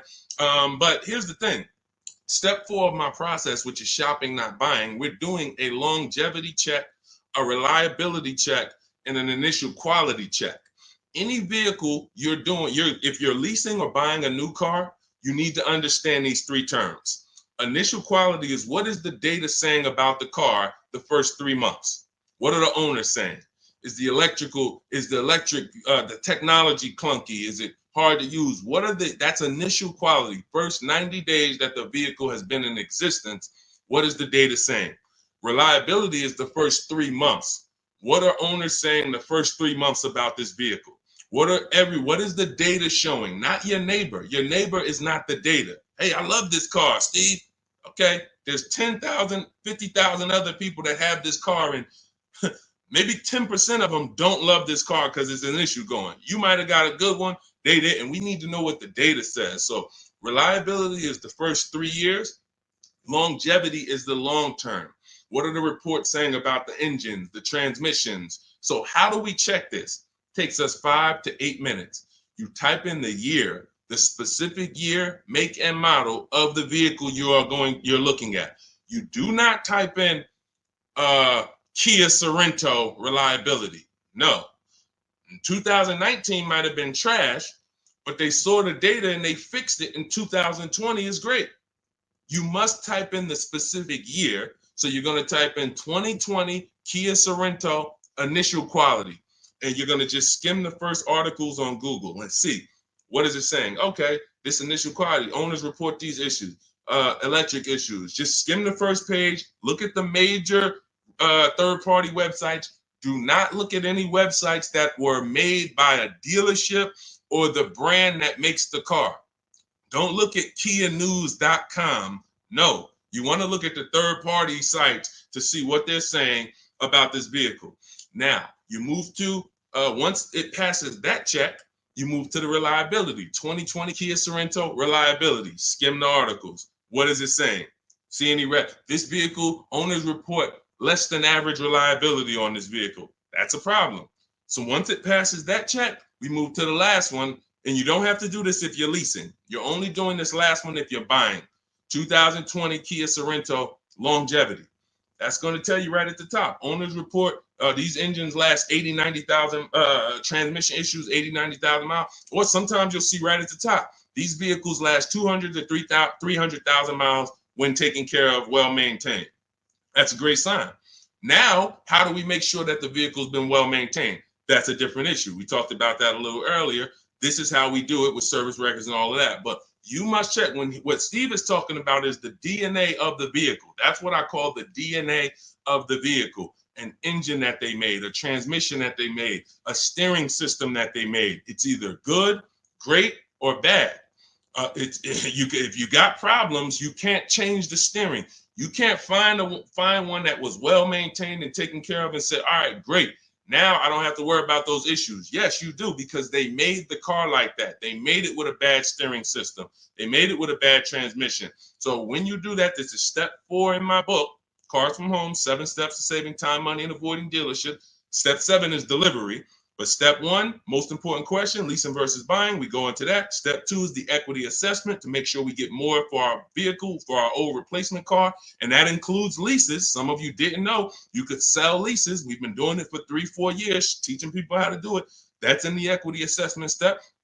Step 3, we structure our deal. Step 4 is called shopping, not buying. Step 5 is multiple offers and multiple options. We're in the market. Step 6 is paperwork and protection. Step 7 is delivery. So step 4 is where we make sure we're not getting bad cars with bad engines, Steve. So the warnings is not there. If people are going to do what I just said, they're not going to be a victim of what you just said. If they're not, yeah, they'll end up with a car that's in the shop every 6 months. And that was an easily avoidable problem. So you can get your copy of my digital book in my TikTok bio, my Instagram bio, Facebook comments, or the YouTube comments for 30 minutes only. You get 75% off as part of our welcome offer. Go download your book. It'll be in your inbox. Make sure as soon as you get your book, you screenshot the thank you page. Right on the thank you page, it says click below to open your book. And I'm sending you another copy by email. But every now and then you type your email in wrong. You don't, and we can't send an email to a wrong email. So make sure you screenshot, get my support team's email. Just in case you type your email wrong, we can make sure you get your book. All right. Great concern, Steve. That's how we address it. Yeah, Dolan, pull the next question in. All right, great questions today. I'm loving these questions. What's going on, Duchess of Kings? I probably butchered that. Forgive me. Should I sell Hyundai Sonata that is highly stolen vehicle? I'm not understanding that question. Should you sell the Hyundai Sonata, which is a highly stolen vehicle? You're gonna have to, try to clarify that question. Now, Dolan, there was a question on TikTok I mentioned earlier about somebody who said they bought a car during the pandemic, a $10,000 upsell. It's from Hey, it's Elmo. Okay, perfect. Hey, it's Elmo says, I bought a car during the pandemic, $10,000 upsell. This is the sad part about what happened during the pandemic. They made you think that everyone was selling cars at those prices. And that's where I birthed the system that I teach about making dealers bid so that you can see that 80% of the dealers, even back then, were overpriced. I had friends in the car business, still do that, with managers that I was calling during those times. And we were talking about what dealers were doing. And it was like, some of them were disgusted with it. Very, very few of them were moving like that. They were selling at list price. Very few were giving discounts, but no one was charging $5,000, $10,000 over sticker. So I knew that. And my mission was to teach people back then that you have to get bids from multiple dealers, because the 80% who you guys know are the overpriced dealers. If you've been on this stream, 80% of dealers are overpriced, 8 out of 10. If there's 8 Kia dealerships on the road, 8 of them, no matter how much you negotiate, are never going to be as low as the other 2. The other 2 are the competitor. They want to beat their competition. They don't care if they make $1,000 profit on a deal. As long as they're beating their competitors, they want to do it. These other dealers will be like, hey, I need to make at least $4,000 on this car. I'm not selling it. That's what you're dealing with. And they're not giving you the rebate. So all of this stuff happened during the pandemic because people didn't know how to shop. So one of the most popular vehicles during the pandemic was this vehicle I'm showing on YouTube, Facebook, and Instagram. It's the Kia Telluride. And Benita, you can look at the year. This was 2022. We were still seeing people pay $5,000 and $10,000 over sticker for these Kia Tellurides. Benita comes in, she gets bids, and she ends up with a lease at $600 a month, $600 down. She gave them $600. She drove off. There were people, and if anybody is willing to say me and tell your story about the Kia Telluride, there are people that were paying $800, $900 a month for this exact same vehicle. They were leasing them and buying them for $5,000 and $10,000 over sticker.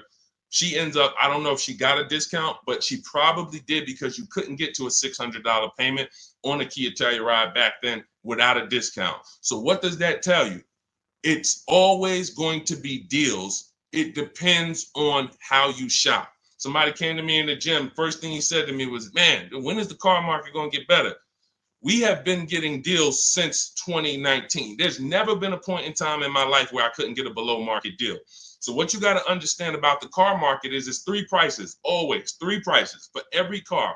Every time you buy a car, you need to lock in. There's three prices that could be paid. Market value, that's what most people are paying.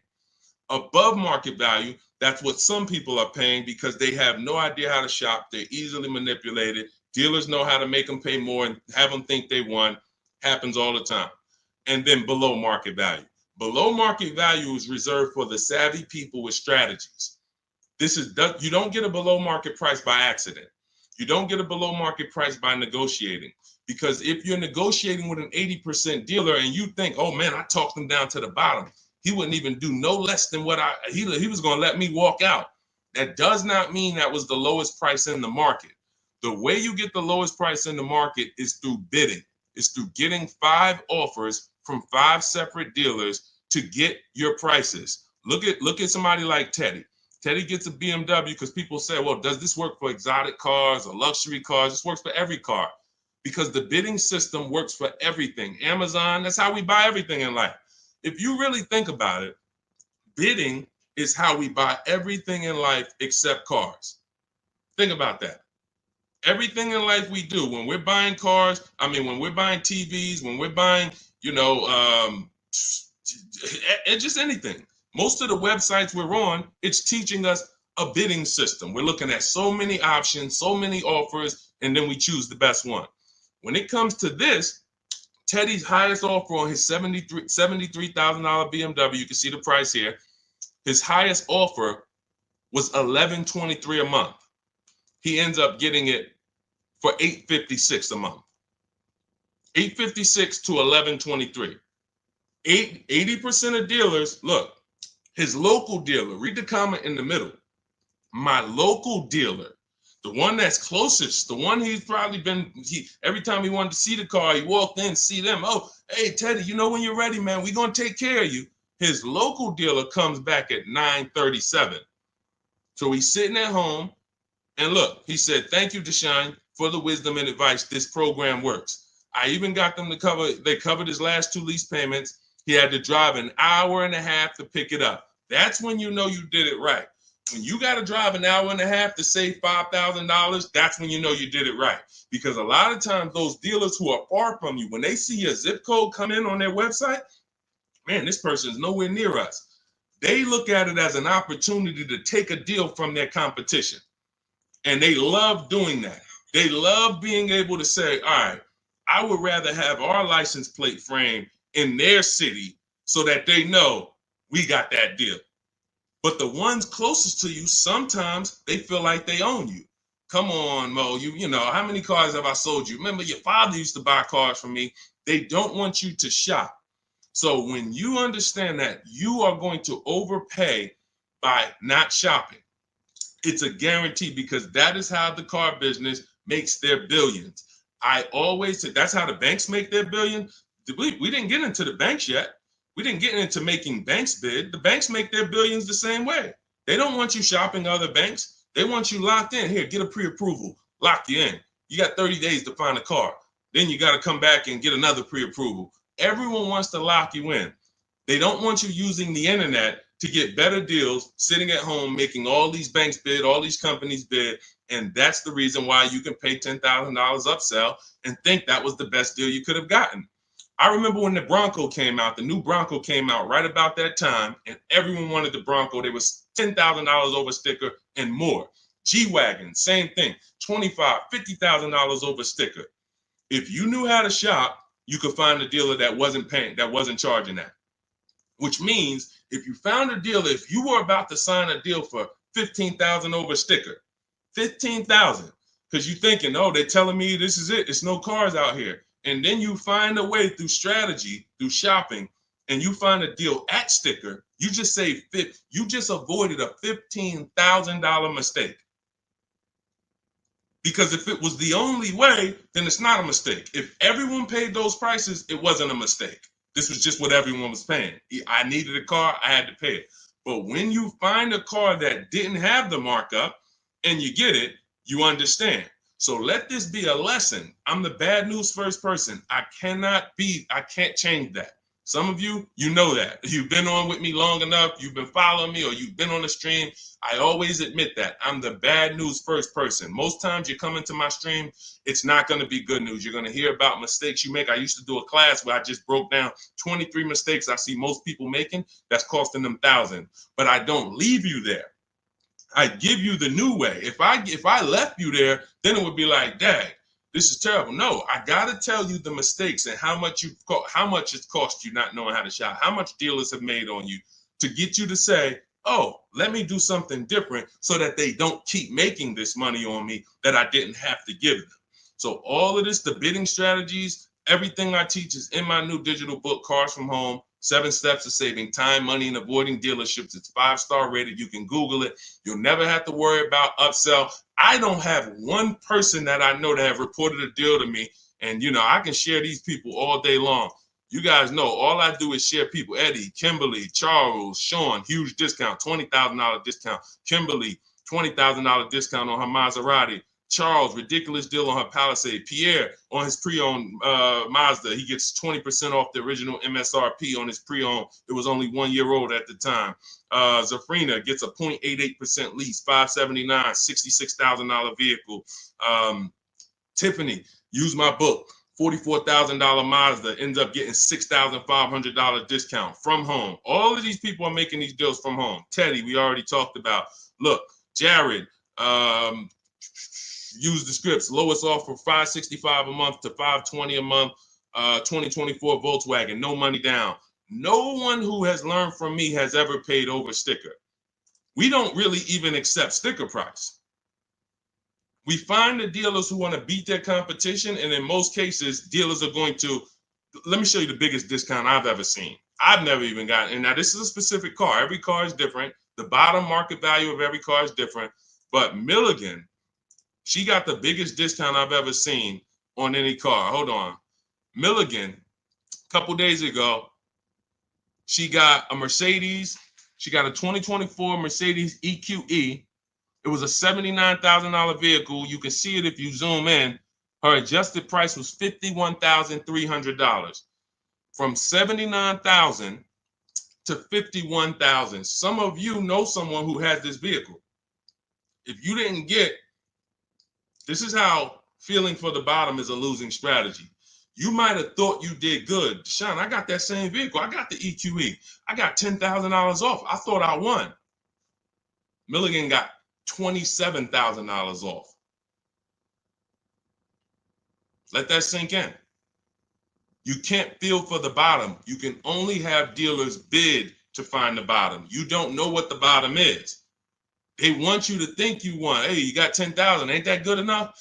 Yeah, I guess. I never got 10,000 off a car before. If this particular case, you would have lost $17,000 overpayment. So this is what bidding gets you. You want to learn to make people bid and stop negotiating with one dealer or two dealers. It's a losing strategy. All right, go ahead, Dolan. Next question. Great questions today. Keep them coming. Keep them coming. Dang, y'all running the likes up on TikTok. Thank you so much. We on 2 TikTok channels right now, if y'all didn't know. Every time y'all hear something y'all like, y'all keep running those likes up, man. I appreciate it. That really matters. And shout out to the people who shared, who tagged somebody. If you haven't tagged your best friend into the broadcast, I got to question what type of friend you are. Your best friend out here right now, car shop, and you don't even know it. And you getting all this gold and you haven't tagged them in. What's up, Tracy on TikTok? Lease is up in 2 months. Use the private broker. How do I know if he gives a good deal? Great question. Most brokers are ripping you off. And here's the thing, they're controlling your deal. They're not bad people. They're just about the profit. So as a broker, we work on trust. When I was a broker, it was a trust system. So I care about you more than the dealer. Let me represent your interests. Here's the problem. If you don't have a broker who's sincerely shopping the market for you, then you're losing. We always separate our transactions. I call them the 3 pillars of great car deals. Who you buy your car from, that's one pillar. You need to get a great deal there. You need to get the best deal, who you buy your car from, 80% to 20%. Who I sell my car to, that's another transaction. And that includes an old lease. We haven't talked about selling leases yet. No one's asked. But we sell leases. If there's equity, we sell them. So if you give that broker your old lease and you didn't do an equity assessment, now they have control of that. And then lastly, if you're not leasing, you're getting a loan, who you get your loan from. That's the 3rd transaction. So there's money in each of these transactions. There might be $7,000 with rebates and discounts in the car you're buying. Could be more. You saw Milligan's deal. She got $27,000 off. It was huge rebates that no one knew about. Then you have money in your old car. You might have a couple thousand equity in your lease or equity in your old car. Now you're giving them control of that. And now the car that you're, if you're getting a loan, the interest rate, you're giving them control of that. If you could have got 5.9, but they're giving you 7.9, then there's markups in your interest rate. There could be $2,000, $3,000 in markups there. So you're giving them control of all of this money. So how do we sincerely know if a broker has gotten us a great deal or not? They're giving us a market report. See, in Cars from Home, in my book, you're going to learn to do a market report. Very simple. 25 dealers in my book, step 5, we reach out to 25 dealers online. Takes us 20 minutes for a new car or a lease.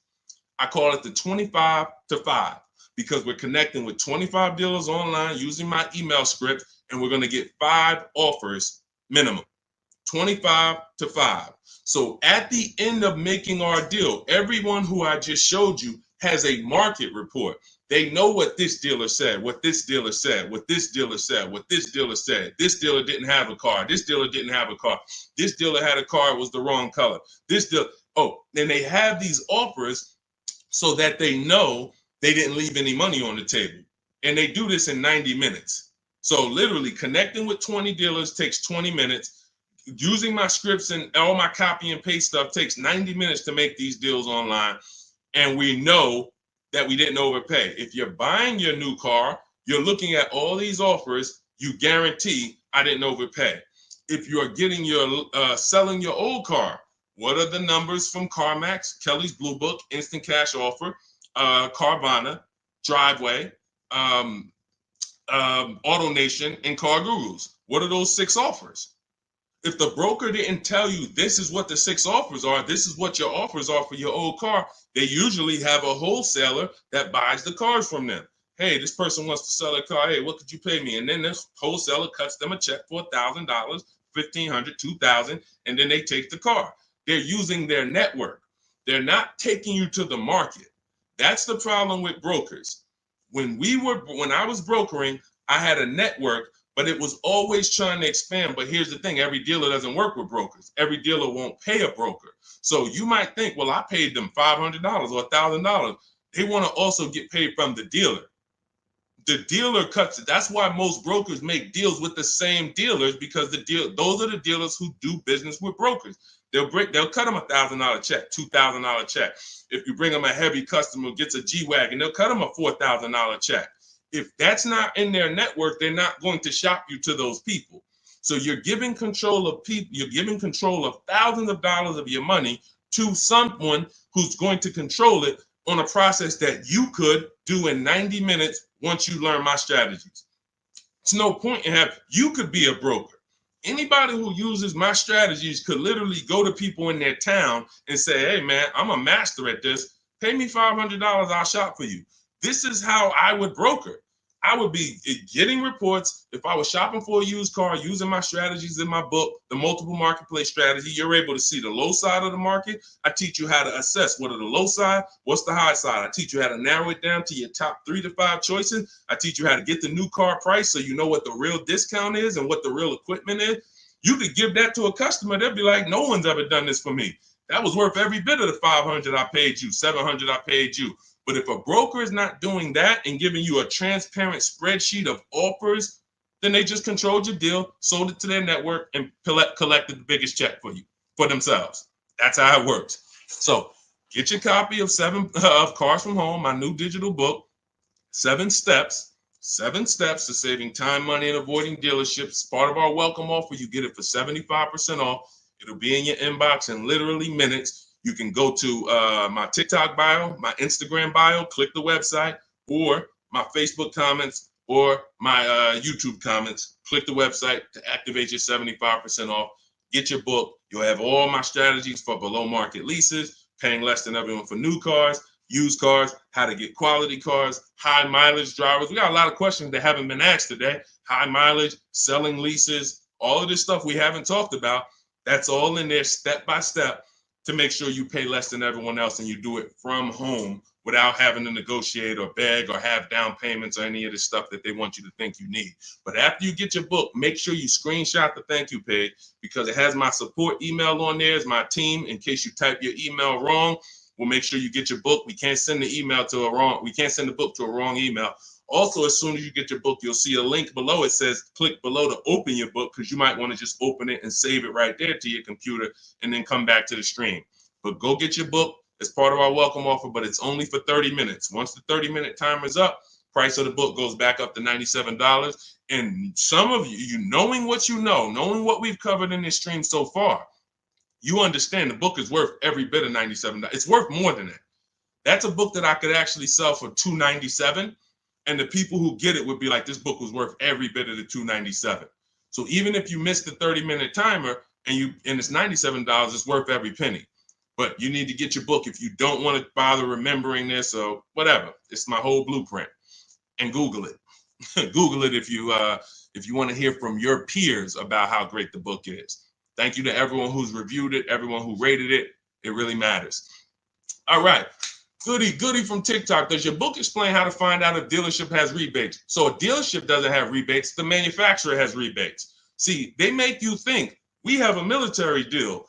We have rebates. No, it goes to the region because the manufacturer has to keep the dealerships competitive. So he can't give one Jeep dealer $2,000 rebate without giving it to the other Jeep dealers. It doesn't come from the dealership. It comes from the manufacturer. This is a clue for you to understand that one dealer can't do something another dealer can't do. If one dealer who earned your business, when you use this bidding system and you start getting at least 5 offers for cars, beats everyone else, you'll see, wow, they're taking off $10,000. These other dealers wouldn't take off no more than $5,000.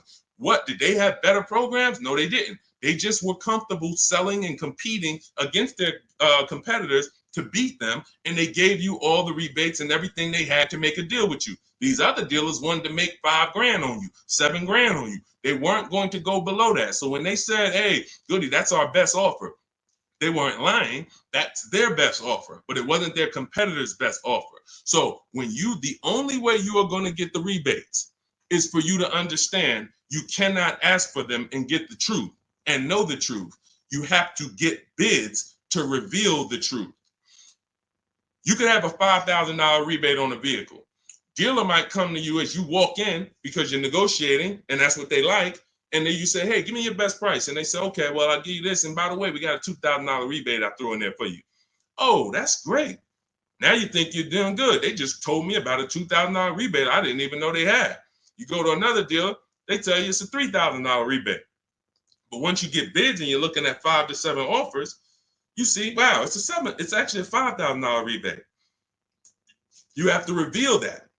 We had a woman in California, Shonda, she was buying a Volvo XC60 or XC90 at the time.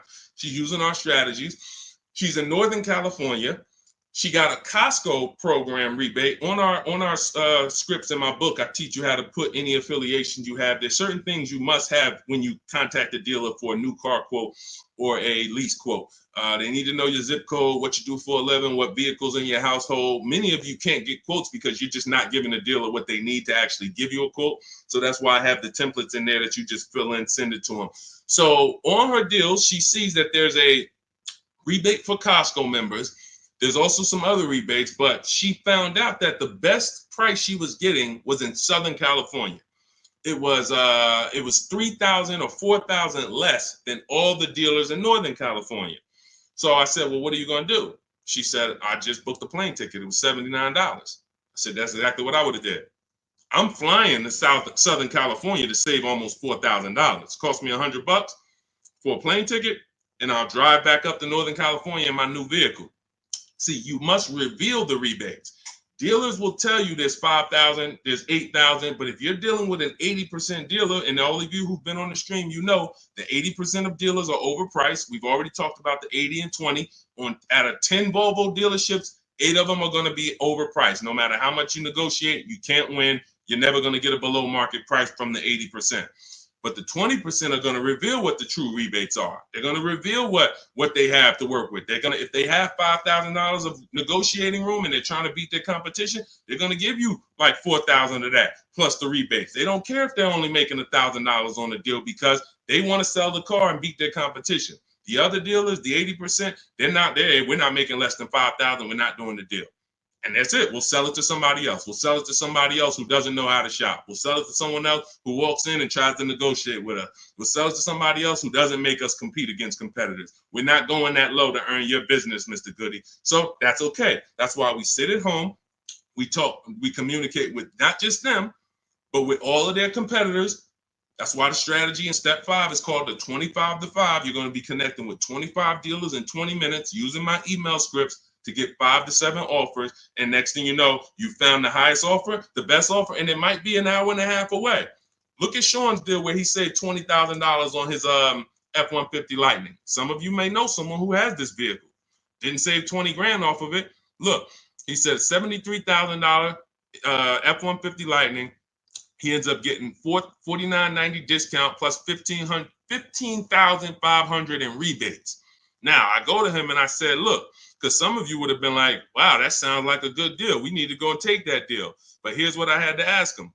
I had to ask him, if you don't know, if you haven't seen the other offers, we don't know for sure this is the best deal.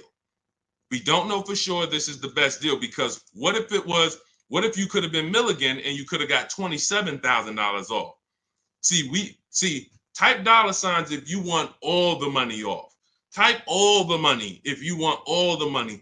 If you would be mad saving 20,000 because you could have saved 27, if that extra 7,000 would make you mad, would bother you, you didn't get that, type all the money.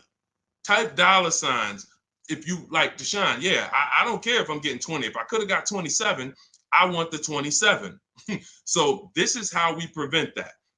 You must get offers to find out. So the $15,500 discount from Sean is we don't know it's the best offer until we look at the other offers. Now let me find the clip where he explained how he had to go outside his state. Hold on, I got a lot of pictures here. He had to go outside his state to actually get the best offer. Hold on. Here we go, right here. He says, I guess I could have put a little more info on here. Yes, he said, I got about 15 quotes. I couldn't find anything under MSRP. I ended up expanding my search to 150 miles outside my area to find this deal. I'm going to another state to pick this up, which is something I never would have thought before. And I can't see the rest because the comment's blocking it. So he was local minded like you. I'm just going to find the best deal locally. Once he starts using my systems and finding out, wait, I could talk to a dealer that's 200 miles away from me the same way I'm talking to a dealer that's 20 minutes away from me. He expands his search. The dealer who's in the next state over saves him 20 grand total, gives him all the rebates. He drives to the next state to pick it up. That is how you win. What's up, Aways? Good to see you. That is how you win. Local business is dead. That doesn't mean the local dealer won't win the bid, but they must win the bid. Car dealers are not your friends. Hey, you might have been, it's going to be hard for you if you've been inviting your car salesman to the barbecues and they know all your kids and all of that. The whole thing is trust. That's what they're basing it off of. And watch this. If they don't mind competing, you can still come to the barbecues. But I need to make you compete with your competitors, because I need to know if the price you're giving me is truly the best price. And if I've been your customer for 10, 15 years and you sold cars to my family, then every time you see we need a car and you see I'm putting you up against your competitors, you should be like, well, that's Mr. Goody right there. You go out, talk to your general manager, go to him and say, hey, look, I know we don't normally sell a car below this, but this guy, he's shopping different now. He used to just walk in and let us negotiate with him, and we make five grand on him, 4 grand, 3 grand, 8 grand. And now he's making us shop. I don't really want to lose this guy's business because they buy a lot of cars. Can we do something to beat all our competitors? Talk to your general manager and get it done. I go to his barbecues, he's invited me over. I know his kids. But if they get mad at you because they're like, wait, come on, what do you mean you put me through all of this now? Then you understand. You've been making money on me for years, and now you're pissed off because I'm making you compete. That's good. We needed to know that. Thanks a lot, Charlie. Hey, hope you enjoyed the barbecues. You won't be back. All of this is in my digital book, my new book called Cars from Home, 7 Steps to Saving Time, Money, and Avoiding Dealerships. You can get it for 75% off as part of our welcome offer. In my TikTok bio, click the picture of me. My Instagram bio, click the picture of me. You'll see a website there, and then click the button that says 75% off my new book as part of our welcome offer. I have one in the YouTube comments or the Facebook comments, no matter where you're at. Get your book, but it's only for 30 minutes. After that, price goes back up to $97. So $97 is worth it. $24 is even better, and it'll be in your inbox in 5 minutes. You'll have all my strategies for below market leases, below market purchases, below market used cars, leasing versus buying, bank bidding war, making banks and credit unions bid without hurting your credit. Everything will be there for you for $24 if you get there before the 30 minutes is up. Go ahead, Dolan. Great show. I'm loving the questions today. If you're getting value out of what we're doing so far, I want you to type value in the comment section. If you are getting value out of what we're doing, shout out to the people that's locked in. Shout out to the people that are locked in. I want you to type value, value, value, value, value, value, value, value, value. I see. This is all we do. I told you from the moment we started the stream, we don't play around here. We don't hold back. All we do is, all I want you doing is emailing me and writing me with your car deals. I want to be pulling your deals into the stream, just like I'm showing Rosalie, just like I'm showing Jen, just like I'm showing Ansley, just like I'm showing Vincent, just like I'm showing, look, Tasha. I want to be pulling your deals into the stream. And that's all I care about. Everyone knows I can get below market deals. There's nobody on this stream that would be like, hey, Deshone, man, you've been in the car business since 2006. Absolutely. But your deals is what proved the system worked. Once I saw people doing this in 2021, it proved to me that the system works. Now let's just have more people use the system. All right, let's go. We don't talk, T. I don't talk. There's no way. In fact, you said, how can we talk? Hit the Shop with Deshone button. In my bio is a button that says Shop with Deshone. If you qualify for us to do this together, then we can talk. But unfortunately, we got blessed, thank God. We got 2.3 million followers. Everyone wants to buy a car. If I was talking to people, I'd be talking to people all day and we'd be getting things done slow. Like we're about hundreds of people working together. Like I'm not about 20 people. Like it's 60 million people that buy cars. So what we hold ourselves accountable is, are we helping hundreds of people every month get below market car deals? Are we getting information out there that's going to help hundreds of people do it? So if you want to know about us working together and joining my group and working with me personally, hit the Shop with Deshone button and see if you qualify. All right, that's in my bio. That's in the comment section. You can go to shopwithdeshone.com. See if we qualify to work together, but that's the only people that I talk to. All right. Returning my lease and financing a 2025 RAV4. Will I get some money for the return of my vehicle? You need to do an equity assessment. So if you first thing you do is you're going to go to Kelly's Blue Book Instant Cash Offer. You're going to go to Auto Nation. You're going to go to Driveway. You're going to go to Car Guru, Sell My Car. You're going to go to CarMax. You're going to go to Carvana, and you're going to put all the information about your vehicle into those websites. And when they get to the part where they say is the vehicle owned, leased, or financed, you want to type owned. You just want to know what the raw value is without them knowing it's a lease or purchase. None of that. Just want to know what the value is. You're going to call your bank. You're not going to do this process takes 20 minutes, and we've had people make $3,000, $5,000, $10,000 doing the equity assessment. Don't be lazy with this. Call your bank, ask what your payoff is, and when you find out what your payoff is, compare it to the offers. And then you're going to ask, do I have a third-party restriction? The third-party restriction doesn't limit who you can. It doesn't limit your ability to sell. It limits who you can sell to. So if you are selling to a third party, that means you can sell to Carvana. You sell to CarMax. You don't want to buy your car and then resell it. We had a lot of people doing that during the pandemic. They were paying taxes and fees to buy, and they end up making little to no money. They literally were buying the car saying, oh, well, I could buy it for 20 and resell it to Carvana for 25. But when they bought it for 20, they had taxes, fees, and by the time they went to sell it, they only made $1,000. When we could have just bid that out to a used car manager, because again, the third party restriction doesn't limit your ability to sell. It limits who you can sell to. So in my book, in step 2, which is the equity assessment, I teach you how to do 3 different equity assessments depending on your situation. You're only going to do one, but there's 3 different types depending on your situation. One is a standard equity assessment. That means I own my vehicle or I finance it. So who didn't know that you can sell a car that you actually have a loan on? Type me. Some people thought, oh, I thought I had to wait for the title. You don't. You can sell a car you have a loan on. So that's the first equity assessment, own vehicles and finance vehicles. Second equity assessment is lease vehicles. Third equity assessment is leases with a third party restriction, and we bid it out to a used car manager. So these are the 3 ways we do an equity assessment to make sure we're not leaving any money on the table. And that's it. We've had people make thousands and thousands of dollars. And during the pandemic, it was even more because cars were worth $7,000 to $10,000 more than they were. So we had people making, I sold my Jeep Grand Cherokee lease. I made $9,000. I sold my mother's Mazda CX-5 lease back then, and she made $10,200. So that's all throughout my pages. I've helped people. People be like, yo, I made $7,000 using your strategies to sell leases. Yo, so we had plenty of people then. Now, values are normal again, but you do still have people that are making $2,000 and $4,000 depending on the resale value of your cars. This happens, and some of you low mileage people, you're like, Deshone, I signed up for 45,000 miles, but I only put 20,000 miles on it. Oh, you're going to sell the car, you're going to make money. So we're going to do that's the equity assessment. But here's what I'm also concerned about: you're going from a lease to a finance. You're not keeping your car 8 years. You should not be financing. You're going to pay a lot more. To lease a RAV4 might be $400, $500. To buy that same RAV4 with no money down is going to be probably $800.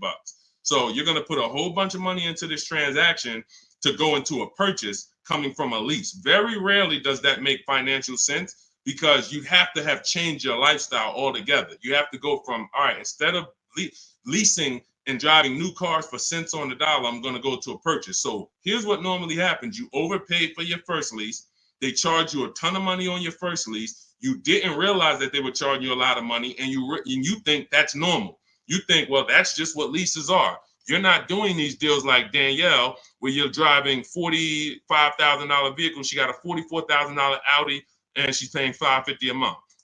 Or Greg, $56,000 Kia EV6. $527 a month, no money down. All of these are no money down deals. You can read the comments if you're on Facebook, if you're on YouTube, screenshot the comments. Look, Maserati, Kimberly's Maserati, $91,000 vehicle, first month's payment. Look, down payment, first month's payment only, $944 a month. That's a 1% lease. Look, Charles, Palisade lease, $48,000 vehicle, $597 a month, no money down. Look, Zafrina, $66,000 Jeep Grand Cherokee, $579 a month. You're not doing leases like this. They overcharged you for your lease. You overpaid for it. And now you're like, well, I might as well buy the car. I've had people say that on comments. Well, leasing, it costs the same amount to buy. Well, you just overpaid for your leases and you think that that's normal.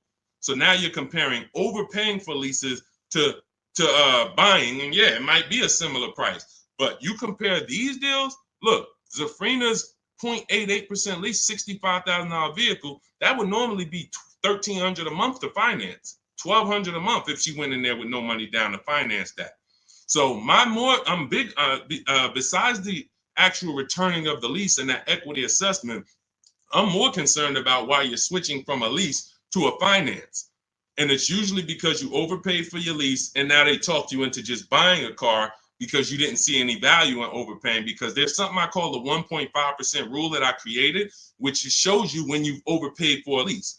You take the MSRP of the car and you just multiply it by 0.015. Your payment cannot be any more than that with no money down at 12,000 miles per year. So if I took my car, if I'm looking at a $50,000 car, the max I do multiply by 0.015. The highest my payment should be with no money down is $750. With no money, and that's the highest. That doesn't mean that's a great deal. I just showed you 1% leases, 1.2% leases, 0.88% leases, but this is where it caps out at. This is where it doesn't make sense to lease the vehicle anymore. You're paying too much money for a vehicle you're giving back. If I multiplied that by 36, I'm paying $27,000 over 3 years for a $50,000 vehicle. There's no value in leasing that vehicle more than that. There's no value. I'd be better off buying it, but we don't do that. We just go pick another vehicle because that vehicle usually has a bad lease program. If you're shopping, if you just went into one dealer and you're dealing with an 80% dealer, then no, you probably just dealt with an 80% dealer. They overcharged you, made $8,000, $9,000, $10,000 on you, and left you out. And you were just like, well, I guess this is it. No, they made a ton of money on you, but that's why you need to learn how to get below market leases. You'll never hear me say you should be leasing cars if you're not keeping your cars 8 years. You'll hear me say, if you're not keeping your cars 8 years, you should be shopping for a below market lease. A below market lease. 1%, 1.2%, no more than 1.5%, getting bids so that you can get all the discounts and all the rebates, and so that you don't end up in an overpriced lease. Below market is all that matters. All of these deals I just showed y'all, if you type them into Google and you saw what the advertisement is for those same cars that we just went over in the last 3 minutes, you would be like, those deals, none of those deals, Danielle, Kimberly, or Maserati, none of them are even nowhere close to what they're advertising those cars for. That's how you know they're below market leases. All right. All of this is in my new digital book, Cars from Home. You get your copy for 75% off. That means you'll get it for $24 if you get there before the 30-minute timer is up. It's part of our welcome offer. It's called Cars from Home, 7 Steps to Saving Time, Money, and Avoiding Dealerships. It's a digital book. It'll be in your inbox in 3 minutes. You can get it in my TikTok bio, in my Instagram bio, in the Facebook comments, or in the YouTube comments for the next 30 minutes. Make sure as soon as you get your book, you screenshot the thank you page. And on that thank you page is the link to open the book. So you can literally open it, start using all of these strategies for the rest of your life. And every time something changes in the market, I update the book. Vroom used to be in the book. Some of you know Vroom went out of business. I went right into the master file, took Vroom out, updated it. If I update a script, I go right into the scripts, update the master file. You open the book. Every time you open that link, it's a new copy of the book. So that's the things I couldn't do with a physical book. Things change. We use online systems. New websites come into the business. Websites go out of business. We need to make sure it's flexible. Every time something happens, we update it. Boom, and you got the latest and greatest strategies. Beautiful. Grab your book, 75% off before the 30-minute timer hits 0. All right, y'all. Listen, we did a lot. I have bad credit strategies in there, Lady Forever.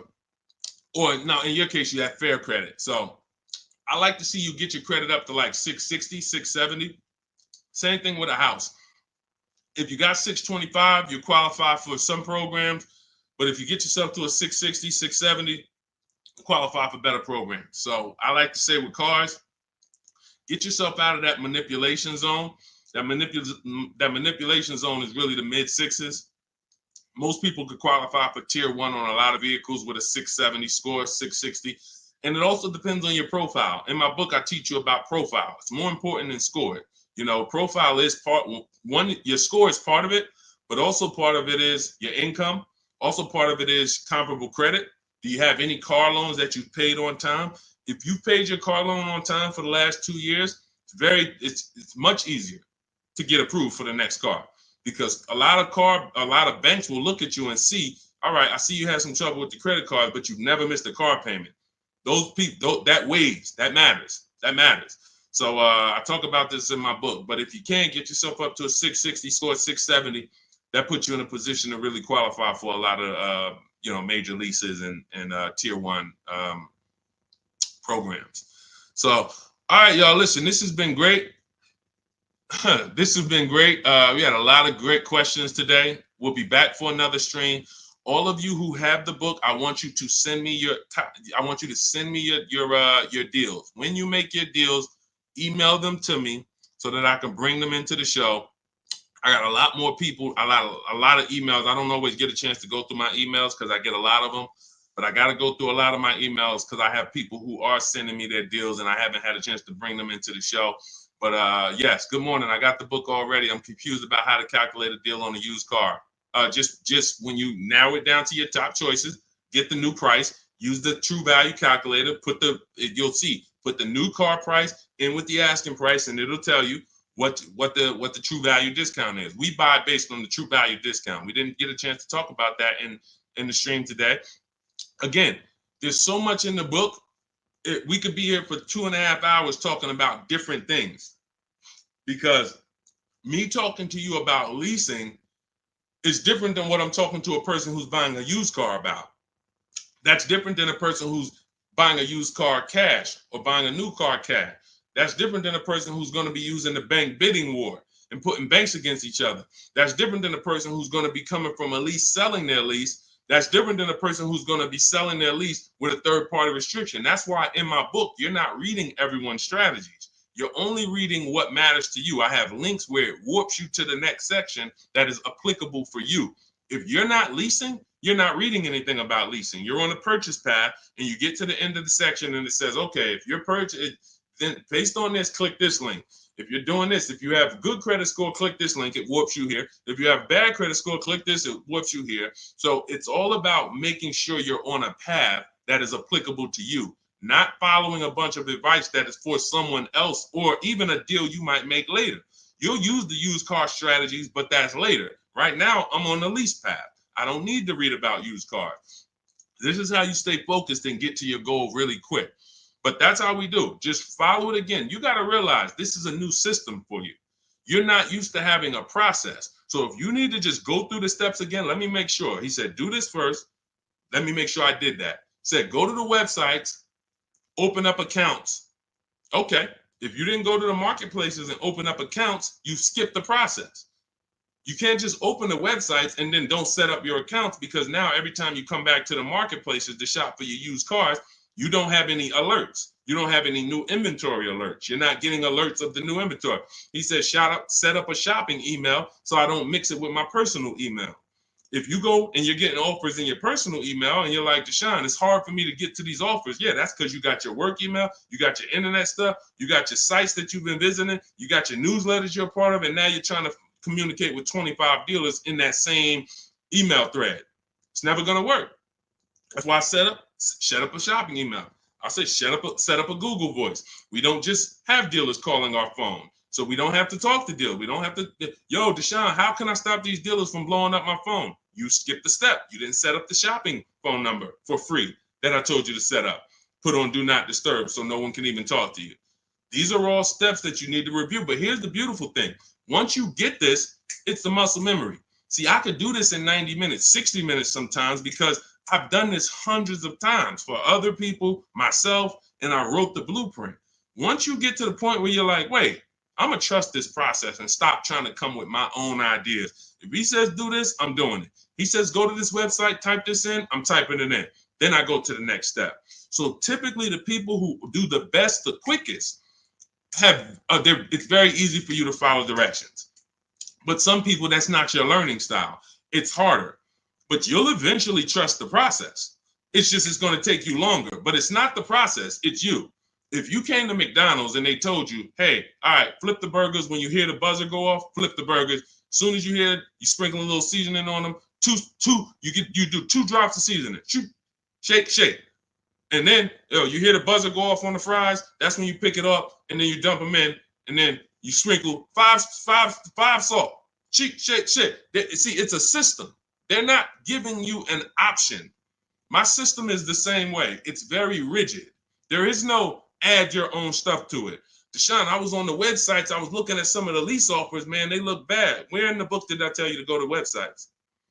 Oh, no, you didn't. Why'd you do it then? You're mixing your own stuff. So again, the people who have an easy time following direction, military people usually, a lot of military people come in and they get right to it. They're like, Deshone, like I had one girl tell me, she's like, I'm in the military. So as soon as I saw the directions, I'm just trained to follow. That's how I got to it quick. But some of you, it's going to take you a little while because you're an overthinker. That's okay. You'll realize once you get the deal done, you'll be like, man, I could have did this in 2 hours. It took me 5 hours because I just was overthinking. I'm doing stuff that he ain't say do. And that's the beautiful part. Because next time you get a car, you'll think less. You'll be like, all right, let me trust this system now. Third time you get a car, you're a master. Now it's like, all right, boom, boom, boom, boom, boom. That's the process.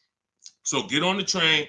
Get your copy of Cars from Home, 7 Steps to Saving Time, Money, and Avoiding Dealerships. It's a digital book, so it'll be in your inbox in 3 minutes. You can start using these strategies for the rest of your life, sharing them with your families, shopping empowered, making dealers and banks bid. You're no longer begging for deals. You're no longer spending an hour in a dealership. My God, I've gotten so many cars. I've never spent an hour in a dealership. Since 2015, I have not spent 1 hour in a car dealership to get a car, not one. And I show you my car deals, I talk about them, I pay less than everyone. Unless you were using my strategies, then we'll probably pay the same amount. But as far as the cars I get, every lease I've gotten, ridiculous. 1% leases, never had to be in a car dealership. So you could say goodbye to Deshone, I never got to spend more than an hour you never spend more than 30 minutes in a car dealership again. That's just what we do. That's just, the system proves it. So go read the book. Go get your copy, 75% off in my TikTok bio, my Instagram bio, the Facebook comment, or the YouTube comments. Click the link and then click the button that says 75% off. Welcome offer. Make sure you get there before the 30 minutes is up. All right, we'll be back. We will be back to talk more. But everyone who got the book, I will see you in the book because you'll be linking the videos with me. You'll see I got a bunch of surprises in there. So go get your book, and I'll see you all on the next stream. God bless you.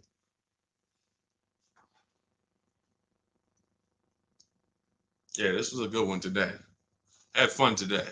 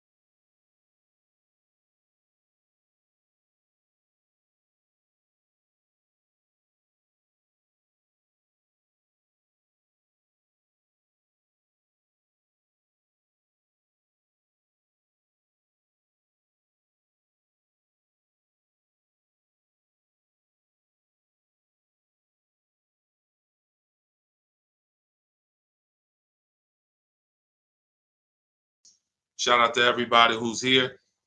We're about to start our car shopping questions and answers live. We'll be answering as many questions about car shopping, leasing, buying, pre-owned cars as we can in about an hour. So feel free to start typing them, and we'll get the show on the road. If you don't know me, my name is Deshone. I'm known as Deshone, the Auto Advisor. All I do is focus on teaching people online strategies to pay less than everyone else for new cars, used cars, and leases. I spent 14 years in the car business. In the last 3 years, I've been teaching people like you all around the country how to get below market deals. It's only 3 prices you can pay for any car: market value, above market value, or below market value. My mission for those who are locked in and willing to listen and willing to apply these strategies is for you to pay below market prices for any vehicle that you get. Everything we're going to be talking about is out of my new digital book. It's called Cars from Home. It's already 5-star rated. You can Google it. It's called Cars from Home, 7 Steps to Saving Time, Money, and Avoiding Dealerships. And you can get yours for 75% off as part of our welcome offer. You can get it in my TikTok bio, in my Instagram bio, or in the YouTube comments or the Facebook comments. If you go into my bio, just click the picture of me. Go grab your book for 75% off. You won't pay the normal price, and you'll have it in your inbox in the next 2-3 minutes. But make sure when you get your book, you screenshot the thank you page so you can have my support team's email as well, just in case you type your email wrong. But that's our welcome offer to you, 75% off Cars from Home, if you want the entire blueprint of everything we're going to be talking about. Okay, so with that said, now the housekeeping is done. You guys know that's only a 30-minute offer. So after 30 minutes, that welcome offer is gone. So if you like what you're hearing, definitely go and grab your copy of Cars from Home for 75% off in my bio or in the comment section. So, all right, let's start here. First question, should husband and wife buy together or separate based on better credit? Okay, so there's no right or wrong here, but if you're saying what gives us the best chance for the best approval, you know, you can say, all right, we can go on, we can try to go on together. Could you get approved by yourself? And so I keep my credit into, with no additional debt. Or if I'm trying to build credit and you're trying to build credit, then all right, we might go on together. But if it's not necessary for us to go on together, then you may want to keep your credit profile separately and just, get the person who can get approved the individual approval. But if you are building and you would like to have that payment history on your credit as well, then you can add it to both people's name. It really depends on your personal goals and where you're at. There's no right or wrong. It just depends on your goals. All right, let's go, everybody. Keep typing your questions. We got our first couple questions. As you type them, we'll add them to the show, and we'll get through as many as we can in the next hour. Go ahead, Dolan, shoot the next question up. Okay, what's up, Reem 99? I have a 2019 Chevy Silverado. I owe about 30,000, 120,000 miles. So the first thing that you should be considering is you're a high mileage driver. So I want you to look at this lesson that you're about to learn on depreciation. All right, here's what everyone buying or leasing or considering acquiring a depreciating asset like a car needs to understand. This is what I call the depreciation curve. This is also what I call the unseen expense. So you'll hear a lot of people who come to our streams refer to the unseen expense, which is depreciation. So if you buy a vehicle today, and stay by your keyboard so you can dialogue as I ask you these questions. That's how you're going to get the most out of this video. As if you buy a car today for 40,000, let's say I left it outside your house. Somebody gave you a $40,000 car. You don't have to pay for it, but you don't need it. And you say, look, I don't need it. I can't drive it. You can leave it there, but it's just going to sit there for a year because I can't use it. If you came back a year later, you never drove that car. Remember, we bought it for 40. If you come back a year later, never drove it 1 mile, is it still worth 40? Yes or no? Let's go. Type into the chat fast so we can get this, so we can keep the show high speed. Everybody who's dialoguing, I appreciate you. You usually get a lot out of these because your dialogue. So thank you. No, Gary. No to pull up. No. Okay. All right. Perfect. So we understand. Now, if you came back to that car a year later, you never drove it, and it's worth, let's say 35, 34, whatever it is, you bought it for 40, it lost value. See, because it doesn't matter whether you bought it and didn't drive it, or you leased it, or you owned it. See, when you start understanding depreciation like we're going over, now you can properly assess whether you should lease or buy a car and how you are going to beat depreciation. Because the entire goal for leasing versus buying is which one of these strategies, if I get a below market deal, allows me to beat depreciation based on my lifestyle. So so a high mileage driver, your depreciation ring looks entirely different from a normal driver. So where one driver might be 40,000, they come back a year later, their car's worth, 36, 34. If they didn't drive it, if they put average miles on it, maybe it's worth 32. They're losing money based on their mileage. You might put 30,000 on that car in 1 year. So your depreciation looks like this now. It doesn't look like this. Your car goes from being worth 40 1 year to literally it could be worth 26 the next year because you put 30,000 miles on it. So you have to take into account depreciation differently than a normal person. Everyone has to take it into account, but you have to, any high mileage drivers on here, if you drive more than 18,000 miles, I want you to type HM into the chat for high mileage. This is specifically how you need to be looking at depreciation so that you don't keep flipping out of cars and then coming back with huge amounts of negative equity because you're structuring your deals like you're not a high mileage driver and you're killing your values. High mileage drivers used to come into the dealership with, cars that were 5 years old, got 180,000 miles on them, and they still have big loans left.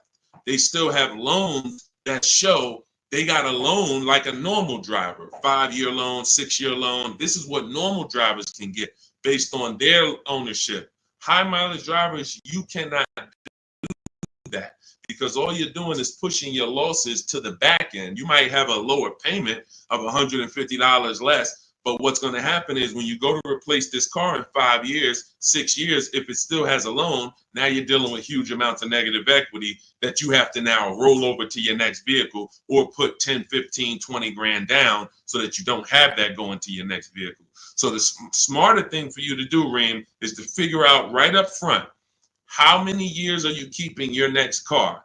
And if you're keeping your next car, like if you give you an example, let's go deeper. If you had kept this same Chevy Silverado for another 5 years, it wouldn't matter.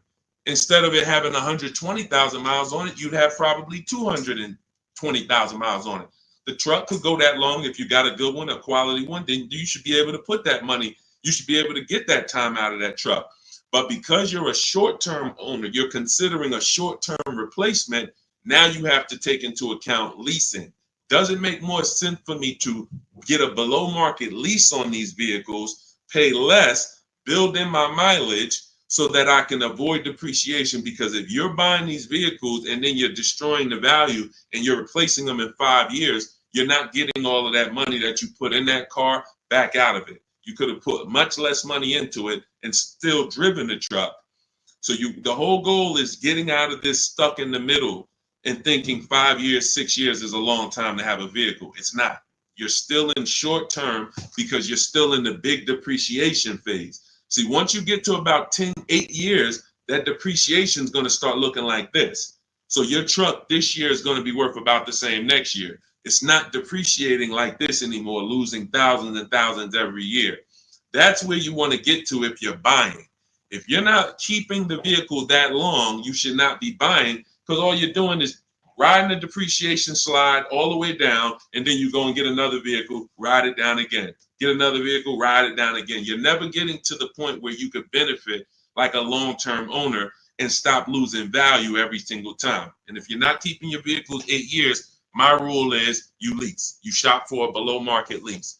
Now, we could go a little deeper on that. If somebody has a follow-up question, this is about business. I assume you're making money from that truck. So if you're making money from that truck, then you should be structuring your deal and your finances in a way that gets you the short-term wins and doesn't push the losses to the back like a negative equity. Like I said, you got a $400 payment, but every time you replace the vehicle, you got 15 grand negative equity. Smarter thing to do would be to have a shorter loan, higher payment slightly, but then when you go replace the car's paid off. Now, instead of having negative equity, you might have something that's worth 5 grand, 8 grand that you could use as an asset. So that's what it's about. All right. When it comes to these understanding this is all in my digital book. You have to understand depreciation is step one. Cue up the next question, Dolan. Depreciation is next step one. When you go into a car transaction, your first question is to decide how I'm going to beat depreciation, through a below market lease or through a below market purchase. But if you do a below market purchase, which means you pay less than everyone else paid, but you should have leased, then you paid too much. There's no one on here, myself included, who can get a below market purchase and then replace that car in 3, 4, 5 years and have it be less money than we would have spent on a below market lease. A purchase is always much more, even with a great deal, than a lease would be with a below market lease. So this is what we deal with up front. Leasing versus buying is the first step in my book, the most important question. That's the foundation of our deals. Nothing more important than that. All right, go ahead, Dolan. All right, come on, keep typing the questions. I know we got a lot. We'll try to get through as many as we can in an hour. Okay, BMW X7, new or used. Okay, so if you're purchasing, which means you're a long-term person, you're going to beat depreciation through long-term ownership. Whenever you're purchasing, your goal is to beat depreciation through long-term ownership. So how many people have a vehicle? If you have a vehicle that you've had in your driveway for at least 8 years, I want you to type the number of years into the chat. Type the number of years into the comments if you had a vehicle more than 8 years, 10 years, type it in, 11 years, 13 years, 8 years, only if it's more than 8. I want to show you how you should be looking at purchasing and what your goal should be. What your goal should be when you buy. Okay, so I see somebody TikTok 15 years. I see, okay, brother, I see 11 years. Okay, anyone who has a car, if you have a vehicle in your driveway right now that you have had, William Smith, 12 years. Okay, if you've had it more than 8 years, type the number of years into the chat so that you can understand what we're about to break down here. Because you're asking Chuck T, new or used. This is totally based on budget. But after you decide what your goal is, which is a long-term purchase. All right, 9 years. I see you, Liz. All right, so when you look at keeping a vehicle as long as the people who just shouted out how many years they've kept it, this is what their depreciation looks like now. Some of them like this. Somebody like brother who he's had his vehicle 11 years, his depreciation is like this. What does that mean? If his vehicle today is worth $7,000, a year from now, it'll probably be worth close to 7,000, maybe 68, 62, 7. He's losing a very small amount through depreciation. He's beat depreciation. So that's the benefit of all the money he put into the car, is he now has a vehicle that is no longer depreciated. He could drive it for 4 or 5 more years. My father had a GMC Envoy that he's had since 2013. We bought it pre-owned for him. He's had it since then, paid it off 5, 6 years ago, and he's had that vehicle. It's been worth about $5,000 for the last 2 years, and he's going to sell it for close to that. So that's when you beat depreciation. Now, when you are not buying to keep that long, you are on the depreciation sliding board, which means you're going to lose thousands of dollars in value. So as long as you have decided I'm going for long term, which I call the 8-year rule, at least 8 years, I'm going to keep this vehicle so I can beat the depreciation, pay it off, and then I'll consider replacing it or keeping it longer. But it's going to be at least 8, or I should be shopping for a below market lease so I don't tie up money in this vehicle this long. So now you've decided I'm a long-term person, I'm purchasing new or pre-owned, strictly based on budget. Can we afford both? If we can afford both, then I have in step 3 in my book, and step 4, which is shopping, not buying. This is when I'm helping you make this decision of new versus pre-owned. Which value system are you operating with? Some people, if they know they're only getting a replacement vehicle every 8 to 10 years, they're going to go and get a new one because they're like, listen, I only do this once a decade. I want to make sure I have the latest and greatest. I could afford it, no problem. Some people, they say, you know, even though I could afford the new one, I want to go pre-owned. Let me try to knock 20%, 30% off my investment so I have even less money invested in the car. One person wants the latest and greatest. One person wants more value with a discount off of it, and they don't need the absolute latest. So that's the balance between new versus used. Can I get everything I need and want in a new car for my budget? Can I afford to get everything I need and want in a new car, BMW X7, for my budget? If yes, then you can go new. If your value say, listen, I could afford it, but I want to knock 30% off, 20% off, 20, whatever it is, whatever the below market used car deal would be for that vehicle, then they go that route. There's no right or wrong there. But if you can't afford to get everything you need and want in a new one, then your only option is to go pre-owned. But it's all based on the 8-year rule first. You should be buying to beat depreciation to keep at least 8 years.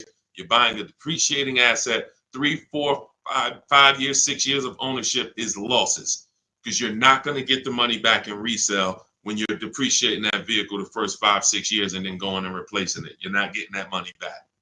You would have been much better off getting a below market lease. Give you an example. Let's take a vehicle that's close, relatively close, price wise to that X7. Look at Teddy's, BMW. He has an electric BMW, so he got a bigger discount because there's rebates that he got. There's rebates that wouldn't be applicable on the X7, but it's a $73,000 vehicle. He's leasing it for $856 a month. That was his best offer. Now, one of the things we teach here, we do not buy a vehicle, lease it, buy it without looking at 5 offers, 5 options. If we're looking at a used car, we're looking at 5 options to make sure we're getting the best price. We do this from home. That's why my entire system, my book, everything is called Cars from Home. Cars from Home, because we're using the internet to do this. But you look at somebody like him, he paid $856 a month, no money down. On a $73,000 vehicle, some of you know every $5,000 would be how much? I know I got some new people on the stream, but I'm talking to the people who you've been tapped in. I may have a couple people who know every $5,000 when you're looking at a car is about how much per month. And you use this so that you never get scammed. When you know this, no one can throw, you need to know a basis of what a car should cost. And I'm gonna tell you why in 1 minute. Thank you, Anthony. Yes, $100. Great job. Anthony Perry knows $100. So if every $5,000 is $100, you're going to now look at a $50,000 vehicle and you're going to say that's going to be about $1,000 a month if I wanted to buy it. That doesn't take into account, okay, I might get a $10,000 discount. We're just talking about strictly looking at the base price, total price of the vehicle, asking price. Every $5,000 is about $100 per month on a 5-year loan. So you're looking at a $50,000 vehicle, that's about $1,000 a month. You're looking at a $73,000 BMW like Teddy was, that's roughly about $1,500, close to $1,500 a month on a 5-year loan. No money down. That's how we shop. No money down. We're just doing apples to apples. We may put money down later, but we need to know base numbers. This is base numbers. So look at Teddy. He's paying $856. You're never, if he was buying this vehicle, it would be $1,400, $1,500. That's why I say when you ask about purchasing, it's important for me to reiterate to you that if you should be shopping for below market leases, but you're shopping for purchases, it doesn't matter how great of a deal I teach you to get. You can use the Cars from Home strategies in my book, the bidding strategies, to get the best offers on your purchase, new cars, used cars. But it's not going to compare to if you would have leased, because you should have leased because you weren't keeping your car at least 8 years. You can see he's $856 a month, and even if the deal wasn't that great, even if it was $1,000, he's still literally $400 or $500 less per month than if he had bought that car only to try to trade it in 3 or 4 or 5 years and go do it again. So the leasing versus buying is the biggest principle that you need to start your car deals with. There's nothing more important than that, and we want to make sure we drive that point home. Everything we're talking about is in my new digital book. It's called Cars from Home, 7 Steps to Saving Time, Money, and Avoiding Dealerships. You can get your copy for 75% off. That's part of my welcome offer to you. This is going to have all of my blueprints, step-by-step strategies for leasing, buying, getting below market deals for high mileage drivers. It's all in there if you don't want to try to remember this. And you can get it for 75% off as part of our welcome offer. In my TikTok bio, click the picture of me. My Instagram bio, click the picture of me. Click that website, and the YouTube comments or the Facebook comments. Grab your 75% off, but it's only good for 30 minutes. After that timer hits 0, the price does go back up to $97, which is still incredible. I get it at $97, but $24 is even better. All right, Dolan, shoot the next question up. All right. Cody, how much of a down payment is needed for trade-in with $10,000 negative equity? This is a great question. Depends on what you're buying the next vehicle for and what type of discount you got off the next vehicle. So give you an example. Let's take a dramatic discount like Milligan's discount. She got one of the largest discounts I've ever seen anyone get using our bidding strategies from home. Let me pull it up so that we can now. When you get the larger discount you get, the more money you're able to roll over to that deal without having to put money down. Now, let me give you an example. Why does money down become important or necessary sometimes? The banks have something called loan to value ratios. Loan to value ratios. So the banks may say, based on good credit, we will lend a customer 20% above the value of the vehicle they're buying. So if they're buying a $40,000 vehicle, we will lend that customer up to $8,000 more, which would be 20% of $40,000. Because the value of the vehicle is 40, the loan to value ratio is 120%. We can lend $48,000 on a $40,000 vehicle. So if a person comes in and they want to buy that $40,000 vehicle and they want to finance and add to the loan the taxes and any applicable fees, that might come out to be roughly $44,000. They'll qualify because the bank says you have up to $8,000. Now, let's say they want to bring a small amount of negative equity over to the deal, $4,000. So now they buy it for 40. They get they have $4,000 in fees and taxes, and then they have another $4,000 of negative equity that they add to the transaction. The bank will say you're still at no more than 20% above the value of the vehicle. We can approve this with no money down. The problem happens when a person wants to add $8,000 of negative equity on top of that. So now they're buying it for 40. They are getting taxes and fees added. That's 44. And then they want to slap 8,000 of negative equity on there. That's 52. The bank is going to say, no, we only will approve 20% above the vehicle's value, which is $48,000. So if you could get it down to $48,000, we'll approve it. If not, we can't approve it. The customer has to put the money down to make up the difference. So in that scenario, what you would be asking for would be above the bank's loan to value ratios. This is why I call negative equity the bad credit for people with good credit. This is why I want you to know the cause for most negative equity situations is you don't understand leasing and you're buying your vehicles rather than getting below market leases. You take out 5 and 6 year loans, you don't pay them off, you trade in vehicles, and you should be shopping for below market leases, but you continue to purchase. So you're going to continue to have negative equity in almost every case unless you start putting a lot of money down or start keeping your vehicles longer, paying them off, and then coming back and seeing how much money you could get back out of that, which I also don't recommend. But the last thing, which is very important, especially when you have large amounts of negative equity, is let's say that same $40,000 vehicle, you're using our strategies and you get a $8,000 discount. Or let's take a vehicle. Let's take Milligan's deal. Like I said, in her particular case, she got a $79,000 vehicle for $51,000. This is a Mercedes. It's an electric version. She used our bidding system. She got the biggest discount I've ever seen, and she can put any amount of negative equity on top of this deal because the bank is lending against this vehicle, this Mercedes, based on a $79,000 value. So their loan to value ratios for this vehicle would be 20% above $79,000. So if that's, let's say $80,000, 10% would be $8,000. So you're talking about $16,000 that they would lend above the $79,000.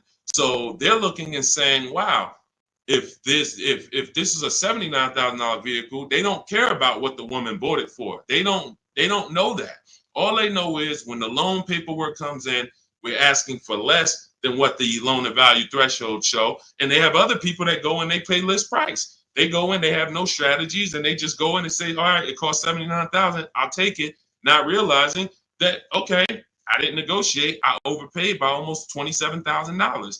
That's the market value for this particular vehicle, but the bank doesn't care. The bank just wants to know that when the loan comes in, it's under 86 or $87,000, and they're going to approve it. So the bigger discount you get, the more room you have to move negative equity over, and that's what you want to understand. If I had a large amount of negative equity, I would be choosing several vehicles, using our bidding strategies from home. If you want to do it your way, at least calling around, talking to managers, getting multiple offers. You want to talk to salesmen and managers, you can do that. But once you get the discount, any amount of negative equity that you bring over would now go on top of your selling price. So if you got a $10,000 discount, then you brought $5,000 of negative equity over, you would be well below the bank's loan to value threshold. So it's based off of how much negative equity you have, and then it's connected to how much discount you're going to get off the value of the vehicle, which is what the banks actually base the loan to value approvals on. And if you can do that, you don't need a trade, you don't need a down payment. And I hope that's clear. If you rewatch this, rewatch this segment, it'll be clear to you. If most people understood that and the cost for negative equity, we have a lot better world. Deals. Negative equity is the one thing besides super bad credit where you can walk in with an 800 score. You're not leaving with a car, depending on what your situation is and what car you're trying to get and how much they're charging you for it. You are not leaving with a car. And that's just the sad part. So stay out of negative equity. Get out, stay out of it. All right, go ahead, Dolan. Next question. And I see you, Quintia. We'll get to you asking about Tesla. All right, Miss A, good to see you. Any advice on leasing as a first-time car buyer? Sure. Let's look for something that's mainstream because some banks do not want to be your first lease. When I was at Mercedes, unless you were like, they had a Rising Star program, which was certain college students and, would have, condition. They had to have certain things like 2 trade lines on their credit report, but that's the only people who can qualify to get a Mercedes as their first loan or lease. Some of these, luxury banks or import banks do not want to be the first one, but Honda, Toyota, Chevrolet, Ford, Nissan, and possibly Infiniti, as long as your credit profile is good, you're in that good range, high 6s, low 7s, the better, the higher the better, and you have a solid credit report, that could be 2 credit cards, but you're paying them on time, you're not using up that credit. I would be shopping based on the 8-year rule, which is the first step in my book. The 8-year rule is how many years are you going to keep the next car? That's the leasing versus buying question. And once you make that decision, if you're not keeping the car 8 years, you should be shopping for a below market lease. And I've seen so many people that would buy their first car or they would buy their children their first cars, and they're getting like $400 payments on these cars or $350 payments. That's only a $15,000 to $18,000 car. So they're usually getting, a 4 or 5-year-old, Hyundai Elantra, Toyota Corolla, if they're buying used. These are the same vehicles that they may turn around and trade in 2 or 3 years, 4 years. They're paying $350 a month, and God forbid the vehicle breaks down on them or anything. They're dealing with a used car, where you can get some of these incredible lease deals, and you can get them for, depending on the car you're looking at. Somebody had just got an Elantra, and the payment was $350 a month, brand new car, no money down. Let me see if I can find their deal. It was here we go. It's India. I joined last year. She joined our program. I do have a program where I shop with people. Depends on how you want to learn. You can go to my bio to figure that out too. But these are people who are in my program. They have the same strategies you have access to in my book, same process. It's just one's a blueprint for people who are like, Deshone, give me the blueprint. I'll follow it step by step. You can get to all your deals. And one is done with you, where you're like, hey, let's shop together. You're basically shopping with me. So it says, got back 6 quotes, because I told you guys we don't make a deal unless we get at least 5 quotes on every vehicle. Got back 6 quotes.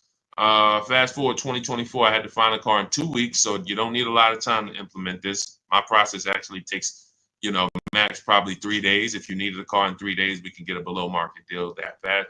I had to find a car in 2 weeks, so I got to work in about 5 days. I walked out with a 2024 Hyundai Elantra, 36 month, 12K, 365 a month, no money down. So this is a brand new vehicle, probably about a $26,000 vehicle. You know, no money down. So when we consider the fact that, as I said, some people are buying their family members, you know, $15,000 to $18,000 vehicles that have a 365 payment. Okay, do I want my people? Do I want my my child or whoever in a, you know, 2019 or 5-year-old or 4-year-old or, you know, 6-year-old used vehicle for $350 a month, $360 a month, or can I go out and can I lease a below market? Can I get a below market lease? Because again, there's a lot of people paying a lot more than what India just paid. So I don't want you to think that's the deal for everyone. That's a below market lease deal. You can look at the commercials and you'll see that anytime you go to a website to lease a Hyundai Elantra, that's not going to be the deal. $350 a month, $360 with no money down. They're probably going to say $279 a month with $3,500 down plus tax and fees. And again, the key is this is a below market deal that India got using my blueprints, using our shop from home strategy where we don't talk with dealers. So that's the thing. I would most likely say I want my child or my spouse or whoever in a new vehicle for the same payment rather than a used one. So that's it. So everything we're talking about is in my new digital book. It's called Cars from Home, 7 Steps to Saving Time, Money, and Avoiding Dealerships. You can Google it. It's already 5-star rated. In fact, before we go to the next question, I wanted to pull in some of these reviews. Thank you to everybody who has reviewed the book. And I appreciate it. I just grabbed a couple random ones. Says here, this book is a must have if you're thinking of getting a new or used car. So much has changed in the process since I bought my first car 40 years ago. Think of it as a workbook. So even though you finish the book, you will refer back to it several times in the process. Deshone takes you step by step through the process and has videos to support the steps that I do. That's a surprise in there. For those of you who have the book, you know I link to certain videos to help you understand things better. I feel better prepared to go out, get the deal I want for my next car, and I know that I didn't get taken advantage of by a dealer. Thank you, Marguerite. Appreciate you. Again, you can get your copy as part of our welcome offer to you for 75% off. Books normally $97. You go to my TikTok bio, click the picture of me, go to my Instagram bio, click the website that says 75% off, or you can go to my Facebook comments or the YouTube comments to activate your 75% off. But it's only good for 30 minutes. If you visit it and that clock started ticking down, once it gets to 0, the price does go back to $97. So go get your book, screenshot the thank you page so you'll have the support team's email, and come on back to the show. Go ahead, Dolan, shoot the next one in. Oh, Dominique said, buy the book, y'all. I bought a used car using Cars from Home strategy. I saved so much money and time. It was not hard either. If you follow the steps, Deshone literally does it for you. That's it. That's a fact. Thank you, Dominique. That is a fact. Like, you're not using your stuff anymore. You're using my stuff. So that is, if you leave your stuff. That's why I represent Unlearn, Relearn, because when you decide you want to unlearn your way of car shopping and you want to do it the Cars from Home way, that's all you need. As long as you have a computer and you can copy and paste and send emails and visit websites, you can win. That's all you need. But you do need to be able to use a computer and copy and paste. That is a requirement. And everyone may not be able to do that. If you have somebody in your family that's good with copying and pasting and sending emails, that's all we need to win. All right. Thanks, Dominic. I appreciate that. Go ahead, Dolan. Shout out to the sharers and shout out to everybody running the likes up on TikTok. Thank you to everyone who hits the share button. Whenever you hit the share, tag your best friend, tag one friend in, because they may be car shopping this weekend. Right now, they might be going to a dealership later, and you have no idea. Most people are overpaying by thousands. There's only 3 prices you can pay with cars. Market value, that's what everyone pays. Above market value is what the worst negotiators pay. And below market value is reserved for people who are putting dealers against each other. Negotiators can get market value for negotiators. So even if you're a great negotiator like I am, obviously I was a great negotiator selling cars for 14 years, but even if I was a great negotiator, I'm still going to get market value, because the only way I could guarantee below market value is by looking at multiple options, the same way you buy a TV. You go buy a TV, you're looking at multiple TVs, Walmart.com, Amazon.com, all these different sellers from Amazon, Best Buy. So that's the only way you can guarantee a below market price for your TV, is looking at multiple offers. You could go to Walmart and say, all right, I got a TV, $700. Was it market value? Was it below? Or was it above? You don't know until you look at all the market, and that's what we do. That's what Cars from Home is about. Okay, Alan Carter, 35 years in the car business. Your advice is spot on. Thank you, sir. I appreciate that. Thank you so much. All I want to do is help people find the 20% of car dealers and salesmen who are honest, who want to compete, who want to take care of their customers. That's the 20%. But 80%, we have proven that, working with hundreds of people personally, thousands around the country, we've proven that you must get 5 offers on every car, because 80% are going to be overpriced. Doesn't matter how much you negotiate, they're not going below a certain amount. So when they tell you, hey, Shantola, thanks for coming in, but this is the best offer we can do, that does not mean that's the best offer any Nissan dealer can do. That means that's the best offer Nissan of Bay Ridge can do. That's the best offer Nissan of Hudson County can do. But there are several Nissan dealers competing, and we need to get competitive offers to see who's the 20% of dealers who are going to beat all their competition. And we only do this from home. Go ahead, Dolan. Great questions today. Let's go. Keep typing. Let's get to as many as we possibly can. Does your process work when leasing a Tesla? Yes and no. My parameters for overpaying for a lease should never be broken. They're based off the 1% rule. So how did we come up with the 1.5% rule for knowing bad lease deals? We had to look at what a great lease deal was. And the 1% rule has been around since way before I started leasing cars. So you take the MSRP of the vehicle, the total MSRP, you type that in, and you multiply the total MSRP by 1%. And if your lease payment with no money down is under that, you stole the vehicle. It's a steal. I call it a steal. So we have 3 different ways we look at leases: a steal, a deal, and when it's time to chill. Very simple. A steal is 1% or less. So what does a 1% look like in real life? Look at somebody like Greg. Greg leases his $56,000 Kia EV6 Win, $527 a month. No money down, 12,000 miles per year. Now you can adjust this miles. You can get 15,000, 18,000, 25,000. But the way we shop is based on 12,000 miles per year. That's how we judge the 1% rule. So another 1% deal, less than that. You know, Zafrina uses our strategies, uses what's in my book. She puts the dealers against each other. She gets multiple offers. You can see she used all the scripts, my email scripts. We don't talk.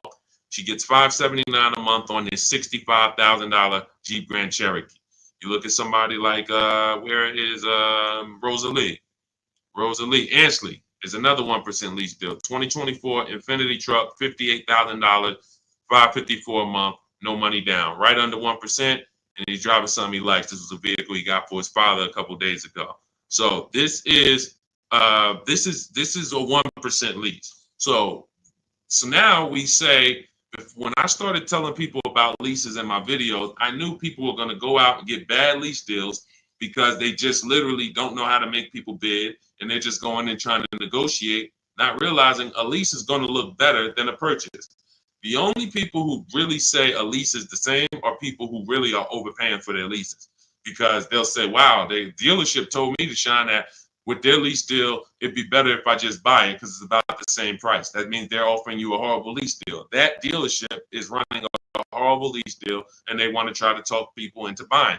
But normally a lease, when you look at like these deals, is, you know, these are hundreds of dollars less per month than they would be to purchase, hundreds less. So now we say, well, how do we know a bad lease deal?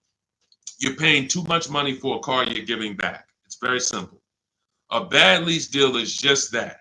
You're paying too much money for a car or vehicle you are giving back in 3 years.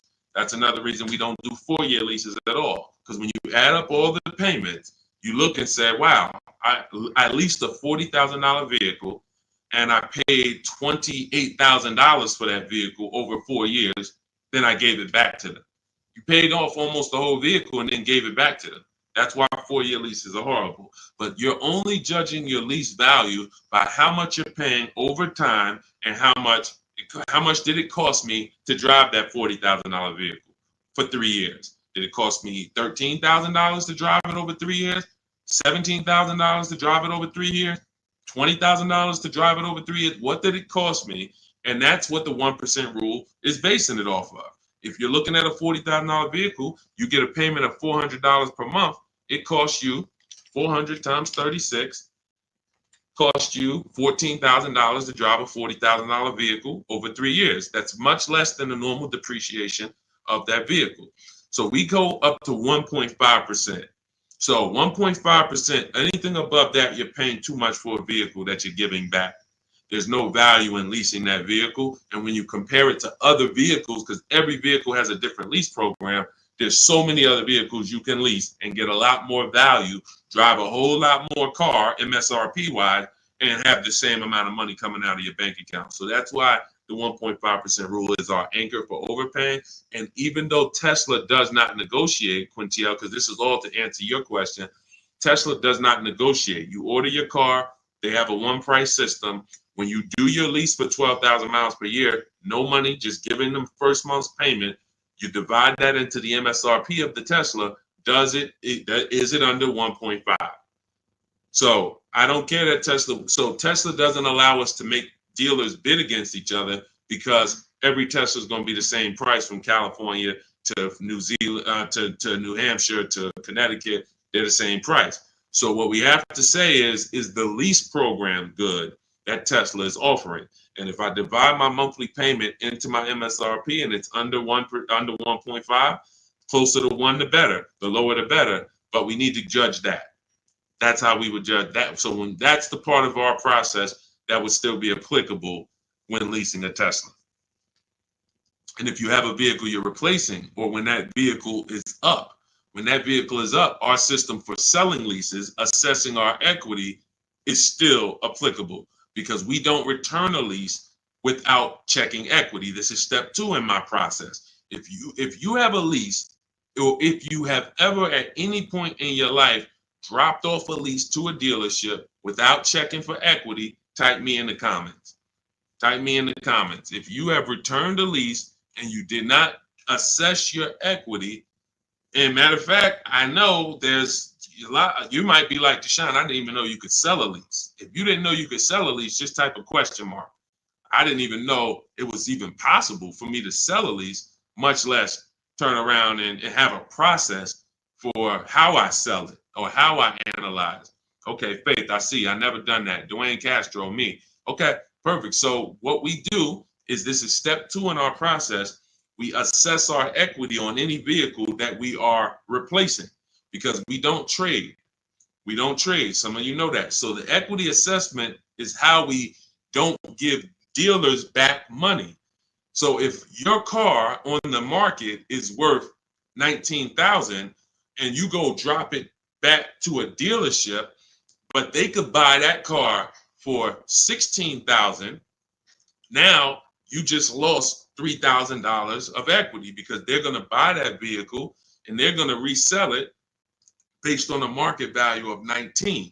So what we do is we make sure before we return any lease, we are checking the market value, getting 6 offers to see if is the price that a dealer can buy our lease for, is that a price that is a price that's higher than our is our market value higher than the market? Let me break it down like this. Let's say the dealer buyout price is $19,000, but your highest offer market-wise is $24,000.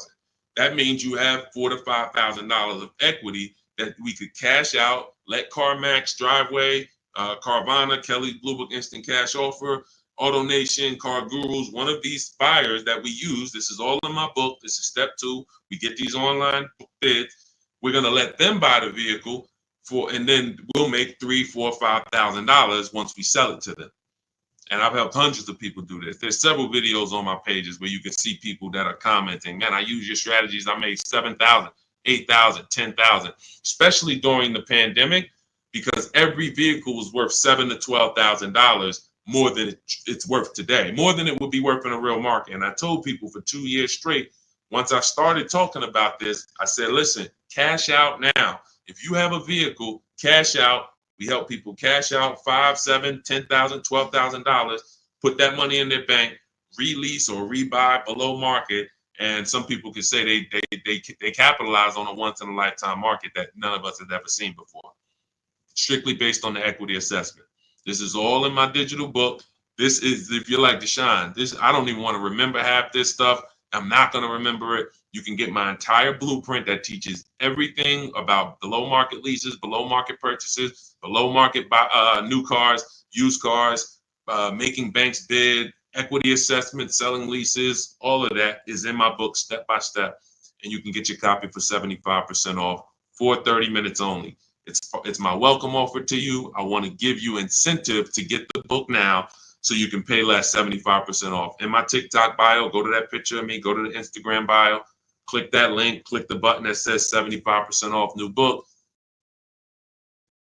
Get your copy. Make sure you screenshot the thank you page. If you're on YouTube, your 75% off link is in the comments. Facebook, it's in the comments, but it's only for 30 minutes. After that, the price does go back up to $97, which is worth every penny, but $24 is better. So go get your book and then come back to the show. Go ahead, Dolan. Great question so far. Let's keep going.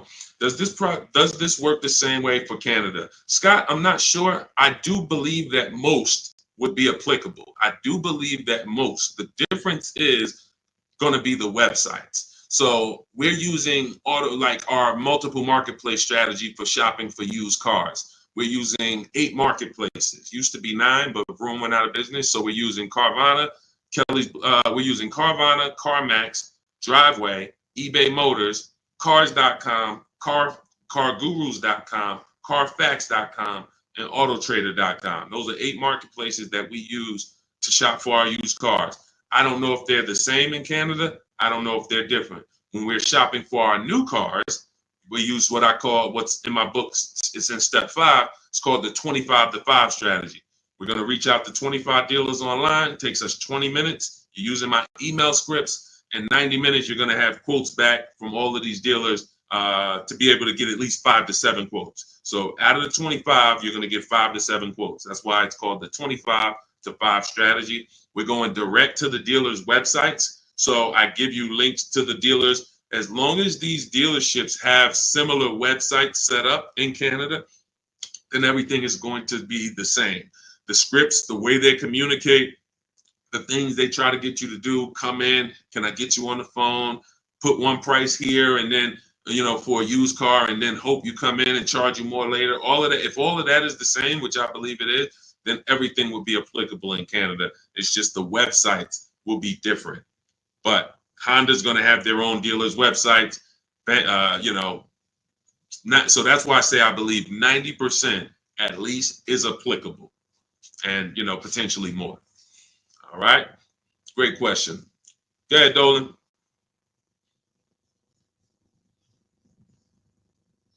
I have the book. Great job, and make sure you guys send me your emails, just like Tiffany did. I always use Tiffany because she was the first one to send us an email, and I always make sure I reference her. But everybody who sends these in, I get to bring them onto the show. I brought a couple more. Look, this one is from Christopher. Deshone, thanks so much for these resources. I read your entire book last night. I've already been underway and trying to put my deal together. What a great book. I have my quotes together. Now I'm ready to take the next step with the calculator. I'm a big fan of your channel and your resources. So I have calculators in the book that I invented. We have 5 different custom calculators: perfect budget calculator, lease counter offer calculator, purchase counter offer calculators, true value calculator for when we do used cars. So I think there's 4. Might be one more, but there's at least 4 calculators that we invented. That these, you can't find these anywhere on Google. I literally wrote the code, and so that's what he's talking about when he talks about the actual calculators that are in there for you guys. So yeah, send me all your details. I love reading stories like that. Okay, Stos, what if I have a 600 credit score? How much is that lease deal that they're going to give me going to go up by? It's a great question. So if you are not in a position to lease because you won't qualify for a lower tier approval, a tier 1 approval, which is basically the best offer. Most leases are they're offering the lease based on tier 1 approval, which you don't need to have perfect credit for. That's not a super tier approval. That's not A1. There's tier 1 and then there's tier A1.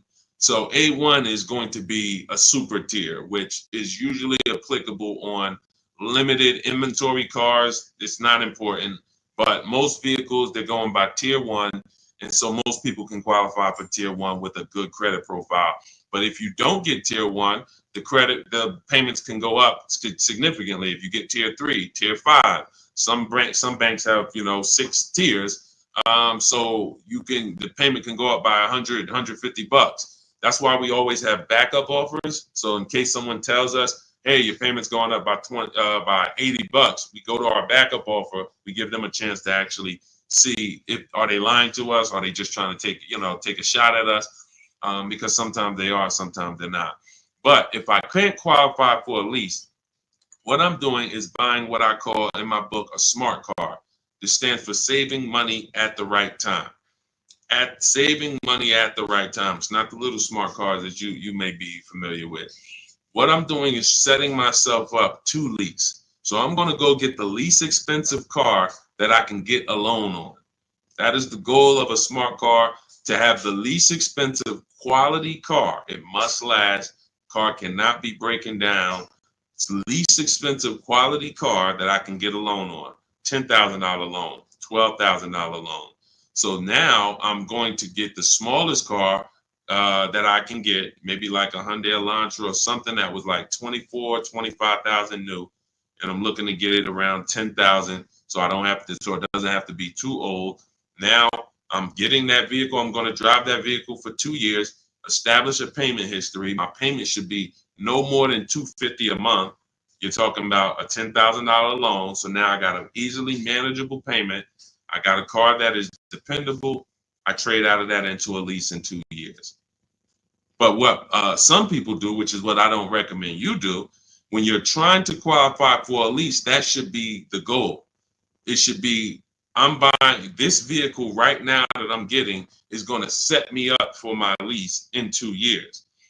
Now, some people will go, I just got to have what I want now.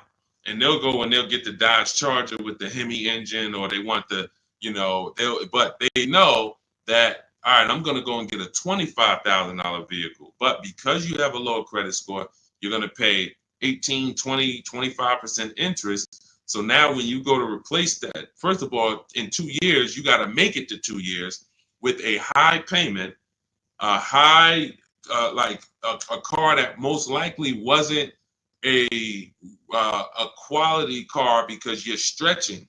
When I say you're stretching, if you're trying to get a $25,000 Dodge Hellcat, that vehicle probably has 80,000 miles on it, no warranty. So you're getting you're not getting a quality one. You're getting the one you can afford, which is going to be high miles, older, and now you have this high payment, high interest. So when you go to replace that car in 2 years and try to go into a lease, you're going to have a huge amount of negative equity, maybe $8,000, $9,000, $10,000, $15,000 of negative equity. So when you try to go into that lease, you're not going to even be able to make the lease make sense, because you're bringing all this negative equity over from the old car. So that's why I say you discipline yourself. You drive something, least expensive car, because you're building. You're building.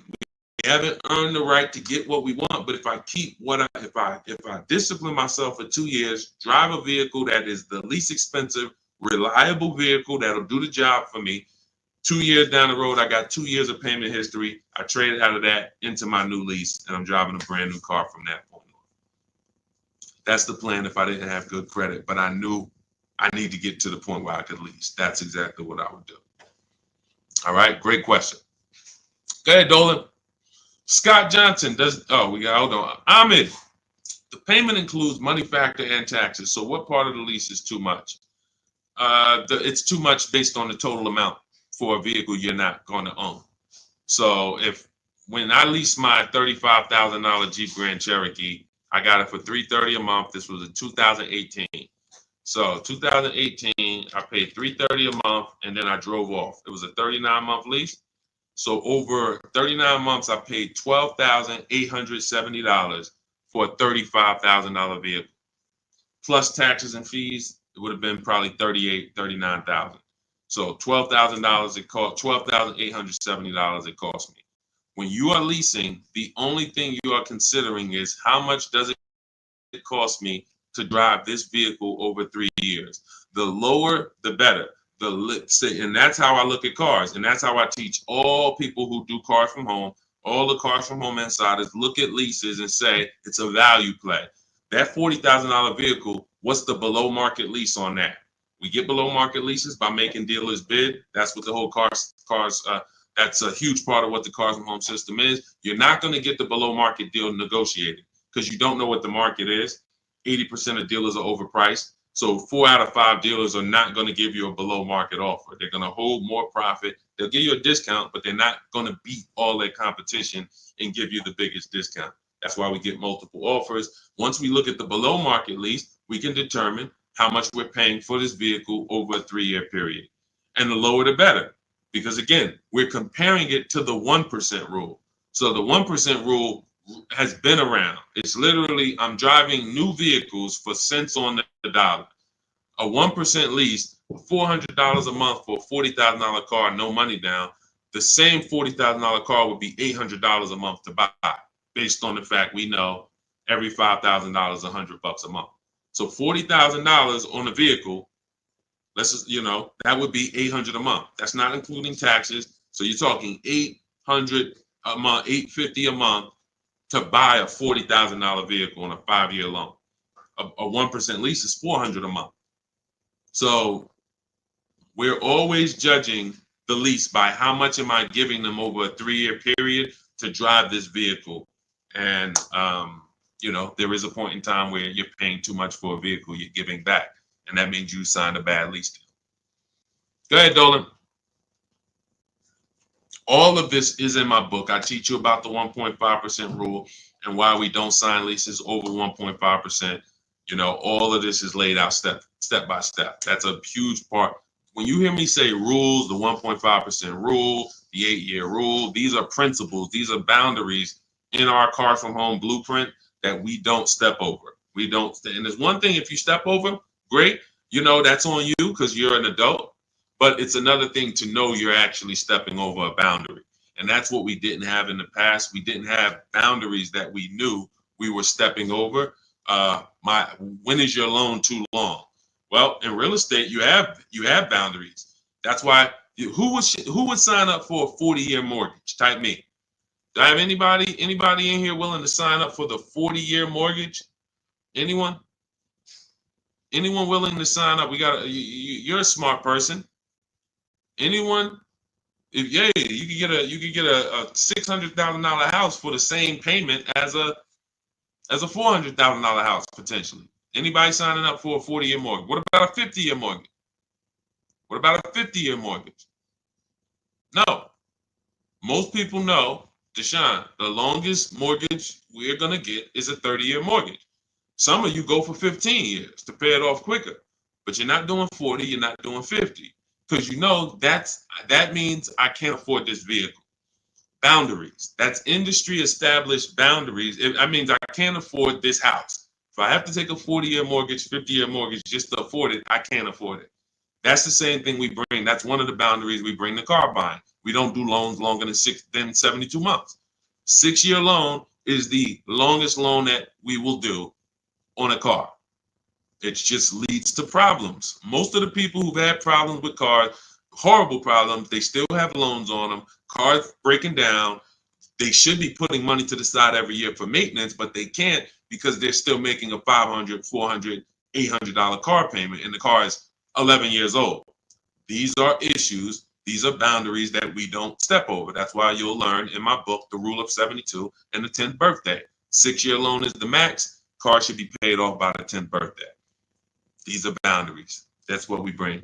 Dion Harvey, would you pay 16 for a Mercedes Benz with 113,000 miles? No, unless you can pay cash for it, you most likely are going to end up in a tough position, and I'll tell you why. If you can pay cash for it, then you can put away money for the maintenance and for the upkeep. When I sold Mercedes, and I sold them for 5 years, the people who I would literally run into that were in tears were people who the service department told, you have a $4,000 repair, plus you need brakes, plus you need an oil change. So oil change on the Mercedes is $200. Brakes could be $2,000. Then you have a repair because you don't have a warranty that could be your navigation system goes out. That could be $3,000. So literally you're looking at $6,000 and you still have a car payment and you still have insurance and you still have gas. So this is something I call the 4 expenses that we take into account. How we're going to acquire the car, insurance, gas, and maintenance and repairs. So these are the 4 expenses. And what gets people with Mercedes, BMWs, Range Rovers, Porsche, anything that's expensive to maintain and repair is nothing when something breaks, nothing costs $100.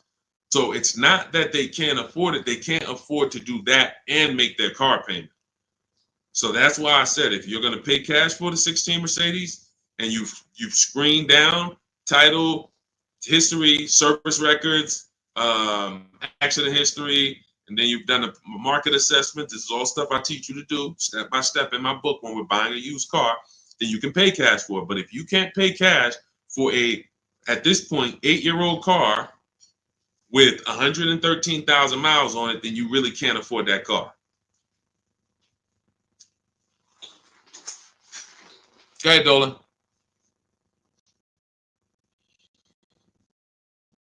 Any Euro car after $100,000 is a money pit. That's why you can get them cheaper. And listen, if you know, you can have vehicles that were well taken care of by people and they just went to upgrade their model. There are plenty of people who baby their cars, their BMWs, their Porsche. They've done all the maintenance. Now they get to 100,000 miles. They might have had it for 8 years and they're ready to sell it. And it's a great opportunity for someone else to buy. But you have to be able to afford these cars. And you have to be able to avoid, if you can't afford to repair and maintain them, then you can't afford these cars. So that's the principle. And again, I'm somebody who's worked. My most expensive car I ever sold was a $435,000 SLR McLaren.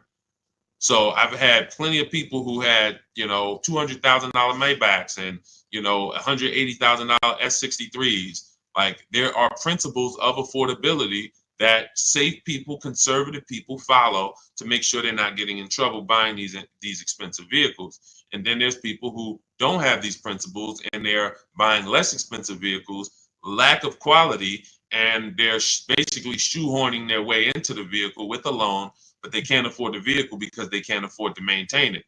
And they can't afford to pay it off in time before things really start going wrong. If I got a paid off Mercedes or paid off Range Rover, but I'm putting, I was paying $700 a month to buy it, but now it's paid off. So now I put $300 a month to the side in an emergency fund. So when something breaks, I go to my emergency fund. Okay, my car needs this, my car needs that, but I'm not making a car payment anymore, so I can afford the maintenance. Problem is, when you're making a car payment and things start breaking, that's the problem. That's what we want to stay away from. So Ron, I have to turn in my 2022 Kia EV 425. Don't want to buy it, but my buyer's 21, worth only 15 right now. So 425 a month on a $41,000 car, good deal. It sounds like it, but we don't know if that was the best deal, and that's the problem. Sounds like it. It's a 1% lease, 425. If you put no money down, and you literally just signed the deal for 425, gave that to them and drove off at 425 a month, then that's close to a 1% lease. And that's but we don't know if that was the best. And I'll give you an example. So Zafrina was shopping for a Jeep Grand Cherokee. She had one coming off lease. She ran her equity assessment just like you. It was no equity in it, so that means she's just going to return it. If there's no equity in the lease, we just return it. When it's done, we start shopping for our lease, just like normal. Once we make our last payment, we get out, we start shopping using our system. Now we get our offers. She gets offers on this Jeep Grand Cherokee Limited, and she said it was about 1.2%, which is a solid deal. I mean, 1.2%. Great value lease. But she said that the dealer who won the bid, who she was about to choose, said that because she was coming out of a 1% lease that I had helped her get going back to 2021, right before the pandemic, maybe 2020. She was coming out of a 1% lease. So she was really trying to get back to a 1% lease, not go up to 1.2. So the dealer said, this other vehicle I have, this electric one, I could get you to 1% on that. So she asked in our group, because this is people who shop with Deshone. If you want to shop with Deshone, if you want to learn, depends on how you learn. Go to my same bio and you'll see buttons that says, see if you qualify, shop with Deshone. But I do work with people who want to actually shop in a different way. Blueprint is for people who like blueprints. If you are a blueprint person, Deshone, give me the blueprint. That is my Cars from Home book.